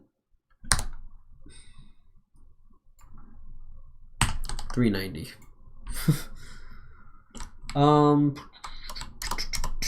That's correct. All right. So here's 0, 0. Here's this, and actually, let's make this a tad bit taller, shall we? And make this 410. Is that correct? 10.4. Whatever the heck that. I never understood why that's like a trucker radio thing. 10.4, buddy. Like what does that mean? I don't know. Someone maybe can tell me. All right, that's needs to be longer. Right, this building needs to be a tad bit longer, which would be Z. So I want to go 600, which means these things would need to be 100, I believe. Yes, that is correct. And this is what our road is starting to look like here. Got smaller buildings here, bigger buildings here, and actually we'll... Yeah, sure, they'll be the same size on each side. Well, they'll be the same length, I guess, on each side. These buildings, mind you, just haven't really mattered because they're just kind of supposed to occupy the forefront of your vision a little bit. And then we get this building. We're going to get the building on the other side here. It's going to be great.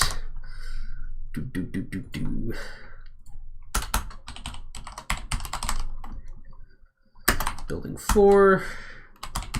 Let's get a new color for this building because I don't want to just repeat colors just yet.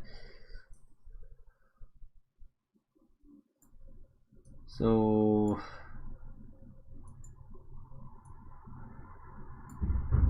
more of the reddish orange type stuff. More of like a beige stuff. I don't really want it to be like the sidewalk color though. Should be more yellow. Let's try this color. Trying to think of like kind of like an off-ish beige-ish white. I don't know. The color I'm thinking of is a little bit hard to describe, but we're gonna just copy all of this stuff and start by flipping it to the other side of the road. And see, this is why I kind of wanted to do things around 0, 0, so that it's easier to... That is very similar, but it is different. I'll take it. This one should be a bit... Should this one be shorter? I mean, it looks proportionally tall. You know, I'll keep this one the same height because it looks proportionally taller because of this building here is shorter. But they both kind of disguise the same thing well enough, which is why it's fine by me. All right, let's get... Yeah, I guess I can start thinking about putting the billboards in a bit. So, I mean, those things are going to be a little bit challenging. So they're going to go on top of here and up here and on top of here, and they're gonna face towards me as I'm currently here.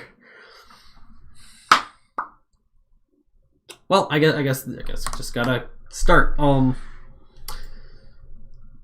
So a billboard. Actually, speaking of billboards, did you know that billboards are illegal in Hawaii? Like all billboards of all kinds. Which is cool. It's just like, oh wow. Really? I don't have to look at advertisements on the side of the road in Hawaii? Hell yeah. Alright, so we're going to need to start... Oh, I double filled that. No wonder that looked like that was the same color. Hold up. I forgot to remove the old fill command. Alright, that is a much different and yikesier color. I'm keeping it for now. This is kind of temporary anyway. temporary placeholders anyway, all right? So we're going to translate. Bum, bum, bum, bum, bum. Well, let's start by go negative 550. We need to be on top of these buildings. Let's calculate. Let's calculate it. So negative 130. Wait. So 410 divided by 2 is that. Plus 130. So the top of the buildings resides at 335 or negative 335. We're gonna probably want to go. So minus. Let's go minus 400. And then their z coordinates are.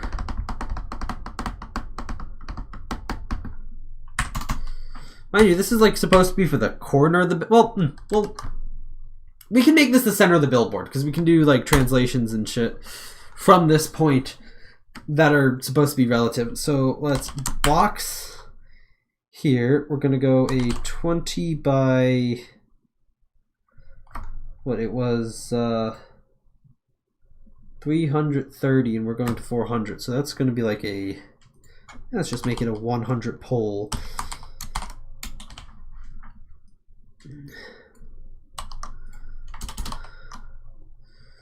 Again, flip all the signs here. All right, let's see what this is like. Oh wow, that's still floating. Also, that's a little thick. So if this is going to be the size of the billboard legs, it's going to be like that. And 100 is apparently too small, so we'll make this 150. I mean, we can always lower this thing. But again, this is just going to be the billboard center. Yeah, that's better for our billboard leg. So now I'm thinking that because we're going to need the billboards to face the camera here, we're going to move this, or we're going to have a leg get moved out here, and then another one out here, and then we're going to have, well, actually, no, we're going to rotate 45 degrees. Then we can move this way, and put something in between it pretty easily. So this is the, so we're then going to go rotate. Ooh, which axis do we need to rotate it? Is it Y that we're going to have to do? So pi over 4 or 45 degrees. Ooh.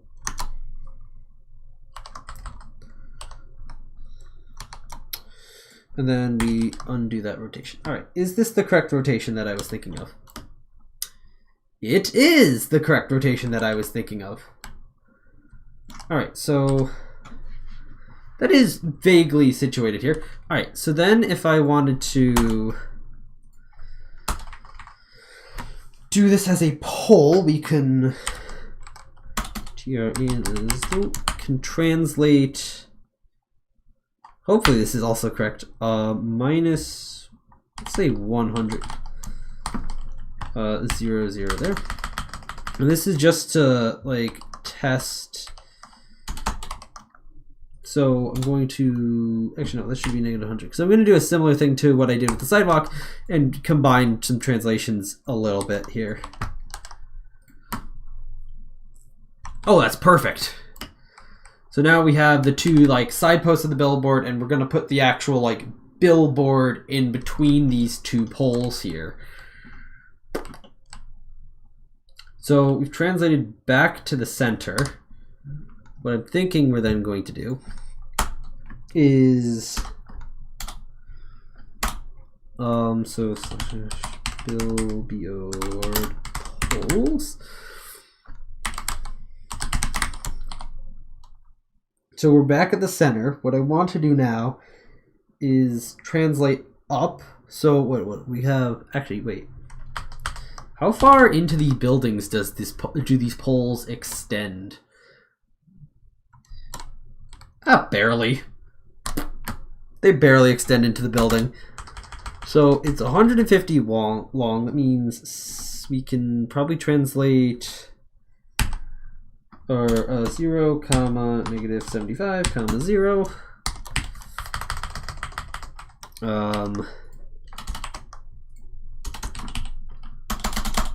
//BO. I'm just thinking now, I should turn this whole function here into like, or this whole section here into its own function. That I just like pass in the string of what I want on the billboard, and it'll do that. I think I'll do that after I finish getting this all situated here. So we then box, and I may need to actually come forwards a little bit on this translation as well, but we'll see.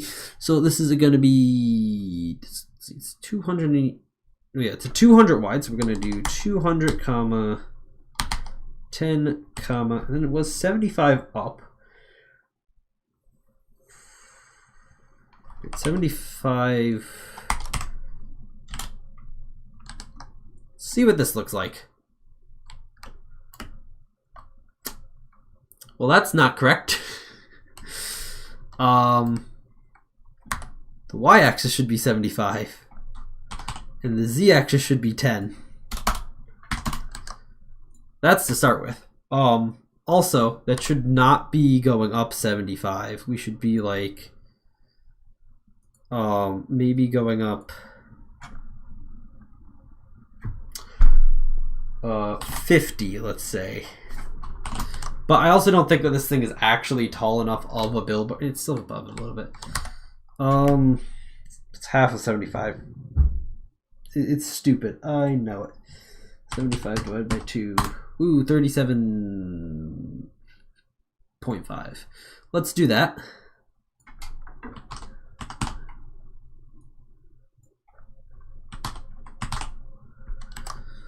And then we're also probably going to want to end up bringing this forward. Okay. Ooh, my phone's battery's low. All right. So then I want to bring the actual like billboard part of it forwards a little bit here. So it's going to be Z of like 5 on this. Oh, I realize I'm not actually properly inverting that there. Good thing I'm not drawing anything after this billboard at the moment. All right. So yeah, that is now being held a bit forwards off that. It only does go to the center of each post. Whether or not I should make the billboard section actually, I want it to be taller. So let's make it 90, which means I need the calculator again. C calculator. Okay, 75. No, 90 minus 75, 15. So 7.5. 37.5 plus 7.5. 45. All right. We're now at 45. And I didn't move it far enough. We'll leave that for now because I can't be bothered to adjust that. But sure, that's a billboard. So then actually, if we want to do the text on this billboard, so that's the actual board, the text itself is going to have to be, because this is 10 watt, we're going to have to translate an additional 0010. Gonna have to translate an additional 10 units, and I probably can optimize it by collapsing adjacent ones of these into a single one. So then we'll do that. Then we'll simply text world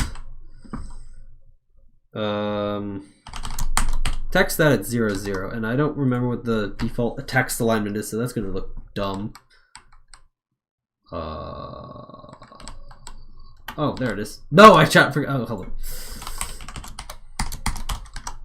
That's what I gotta do.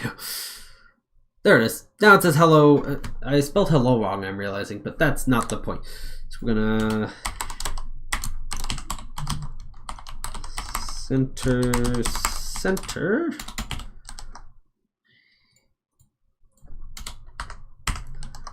Hello world, exclamation point. All right. And then we can do text size to be 30, let's say.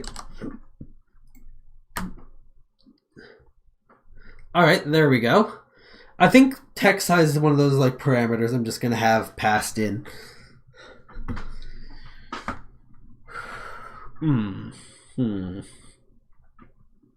Let's see. And what would it be like instead if I instead of doing 0, I did 0, 200, 0. Try to more match what I have currently going on. Oh, that would be unreadably dark due to the face of that it's on. So one thing I can try to do is I can try to make the text itself illuminate the stuff using some other magic for processing with lighting. Material properties. Emissiveness. That's the ambient reflectance. Yeah, there's material property stuff in processing that I haven't even bothered with. Okay. What is the default?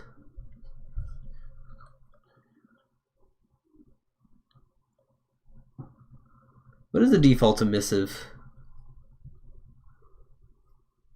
Is it just 0? I would imagine emissive's default is 0. So what I'm going to do is I'm going to say emissive, all of 255, and then we're going to go back to 0 after that. Will this make the text readable? It does, but it makes it white.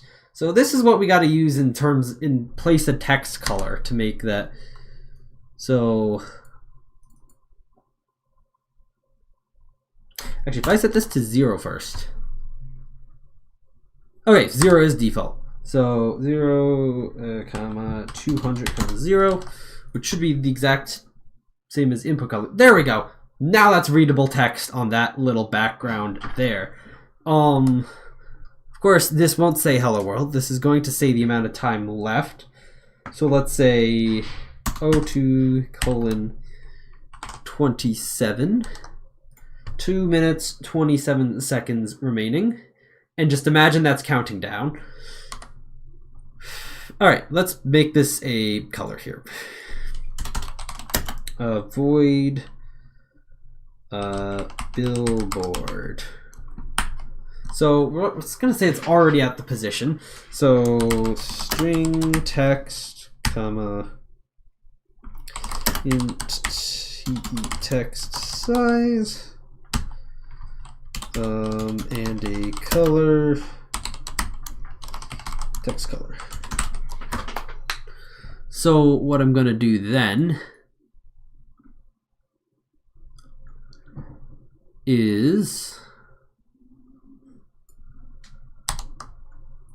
extract all of that stuff, including the fill color, as that's kind of important. So we're going to put, instead of that, we're just going to have text. Instead of text size 30, we're going to have text size. And we're going to use the text color in place of this fill and emissive blocks. Also put the fill one right next to that emissive. There. And then we'll just say billboard with 02:36. This is just example. Let's say 40 text size and color of 0, 200, 0. And this is synchronous, so use of the color function is fine. All right, let's make sure that I didn't screw anything up. Perfect, still works, still looks fine. All right, now we can combine adjacent translations. So like right here, just minus 100 onto there. Then I can get rid of that. That draws a box. And then there's these two, so just 15 there.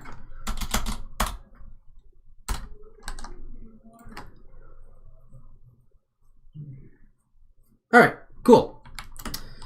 And now I can simply, this is gonna be a little annoying what I'm about to do here based off how I just automatically had to rotate like that, but that's probably fine. Probably could have put in, you probably could put in a parameter for rotation, but we're then going to translate to the other side of the road here. And then we're going to do the billboard saying stream starting soon. And then here's the problem. That's not okay, well, besides the text being too big, but I will fix that in a moment. And also being incredibly low resolution, incredibly close up. I mean, that's not really going to matter too much, but I will fix that. Yeah, this is not rotated the right direction. I mean, first of all,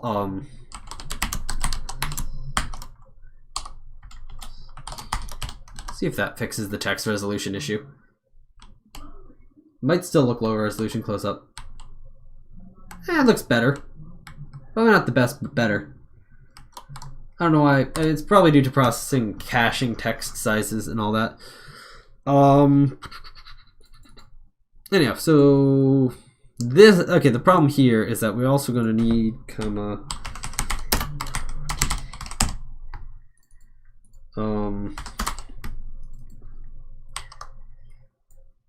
so we're going to want to just have it pass in the rotation. So first one here is going to have comma pi over 4, and then this one's going to become a negative pi over 4. There we go. So then this billboard, I gotta shrink the actual size of text on this one. So 40, let's go back down to 20 there. And then maybe I'll put everything on its own line. 25 text size seems good for that. Yes, and maybe we'll add extra things to these billboards in the future, like lights or like lights on top for like a nighttime look, and maybe like that tray that like sits out in front of all billboards for some reason. Come on, you know what I'm talking about. Probably. I mean, if you've ever seen a billboard, you probably do. All right. And then I guess for now I'll actually get a timer set up. So let me double check the length of the music that I use here for this, so I can set the timer to the right thing. It's going to be in the music folder. Windows, thanks for showing me the length.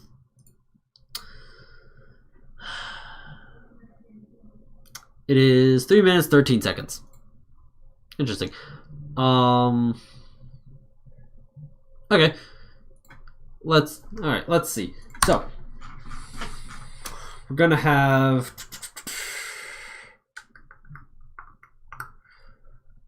okay, let's say int time left. I'm gonna say that this is equal to 0. Or no, end time even. End time, that's it. So then at the end of startup, end time is equal to the current number of milliseconds plus, or the current millisecond time, and then we need to add 3 minutes 13 seconds in milliseconds. All right, Mr. Google, please give me that answer, and don't put it in scientific notation. That is annoying. 13 seconds in milliseconds. Oh, perfect. A non-scientific notation number that represents the exact amount of time. All right, so there's that. And so then if we want to get how long is remaining, we just subtract the output of this function from end time.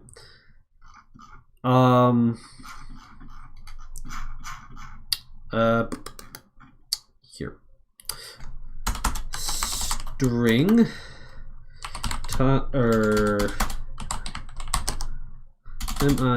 millis to time.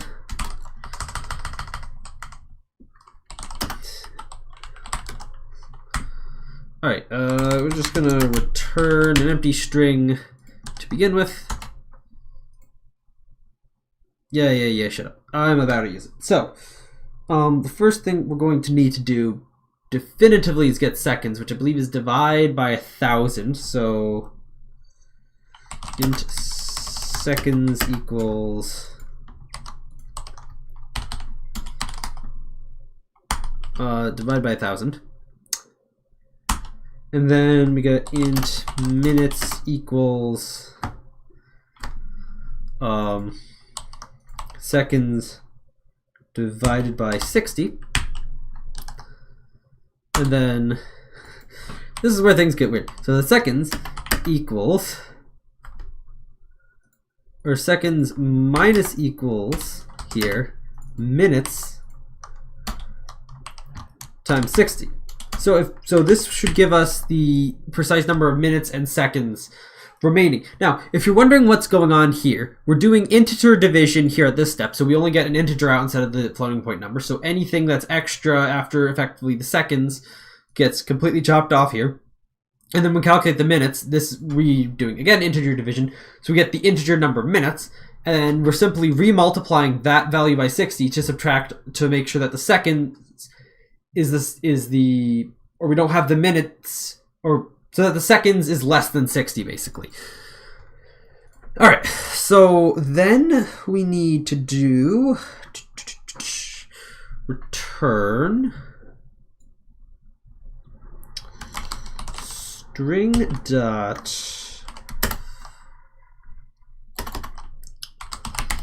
format and then %2d space colon %2d end string comma seconds, or no, minutes comma seconds. I think this is the right function. It did highlight as, you know, being a thing. That should be the right function then. All right. Okay, so explaining what's going on here. So this is using a format specified string. So this is the format specifier, or D is the format specifier for an integer. So %2d is an integer, but you display 2 digits of it at all times, I believe.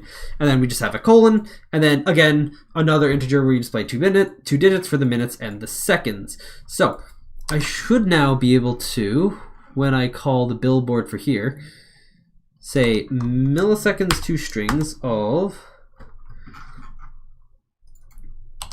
end time minus the current time in milliseconds, and we'll see what this does. Perfect! It works! Of course, it didn't quite work perfectly. Yeah, hang on, there should be a 0 out in front of that. There should be a couple zeros there. Did I not do that format specifier correctly there? I'm guessing I didn't. It's been a hot second since I've actually done stuff in C. It's 20 maybe? Nope, that's not it. It's a lot of space though. 2.2 maybe? 2.2. And that crashed.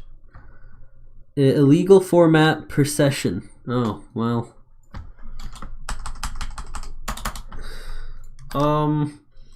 Well, it has been, let's see. I want to wrap up the stream here shortly, but I want to get this done so that I can use this as the intro for the next stream, but I want this to look good. A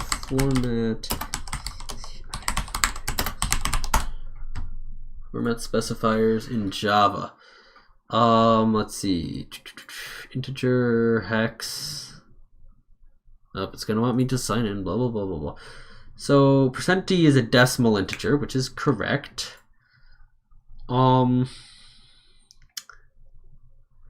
Creating columns of numbers, it's sometimes very useful to print a space before a positive number so that the positive...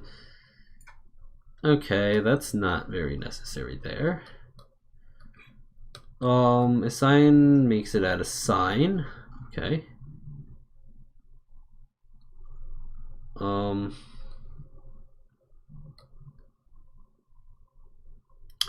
using a parenthesis puts the negative inside a parenthesis, a negative value inside a parenthesis, okay.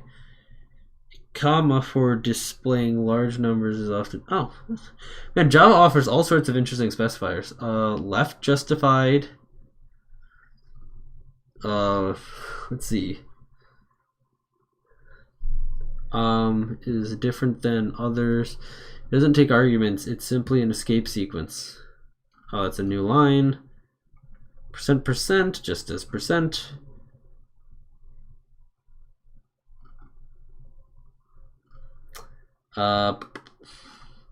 Going through other types, I wanted to specifically place a 0 before it if it. Well, I guess I'm not going to be able to do that. Well, in that case, if I'm not able to specifically do that, then I'll just keep it as is, because it really should be inserting a 0 before the, flags with procession arg size. Wait, hang on a second, I just saw something. So it wants the flags, the width, the precision, and the argument size, and then the type. Doesn't really explain the arg size, does it, on this website? I'm looking at it, yeah, that's the only place it's specified with. And I don't know how to separate the width from arg size. I don't know if that's necessarily what I want to do, though. Java format specifiers. Pad. How to make it pad with zeros Java. To the left, blah blah blah blah blah. Oh, I put a 0 in front of those twos. Duh. %02. There we go. There it is. All right. In that case, it's been, well, over 2 hours since I've started this live stream now. Oh, I missed someone's chat message. How long ago was that? Oh, dang it. YouTube turned off my timestamps. Okay, timestamps. Three minutes ago. Dang it. I was intensely researching something. But anyhow, yeah, I've been doing this for over 2 hours now. 2 hours, 21 minutes that the stream's been running. And I'd say we got the minimal viable product for a new stream starting soon. Animation, which I guess I'll start using this next week, or I guess this week, maybe on Friday, when I do the next road building live stream on Coolcraft. But hey, if you don't want to miss that, make sure to hit that subscribe button and ring the bell so you're notified every time I go live, like today, or on Friday, which is probably when I'm going to do the next live stream. Also give the stream a like, as it helps out in the algorithm, probably. I don't know. I don't really know how these things work on YouTube. Anyhow, yeah, thanks so much for watching, and yeah, I'm gonna wait till this timer finishes counting down, then I'll die. But yeah, I guess I'll see you all in the next live stream. I'll stop the stream when the timer hits 0. But I will still be here. Or will I? Or will I?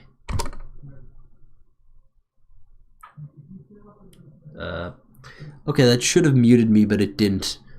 I don't know why that didn't mute me. I'm gonna mute my mic manually now.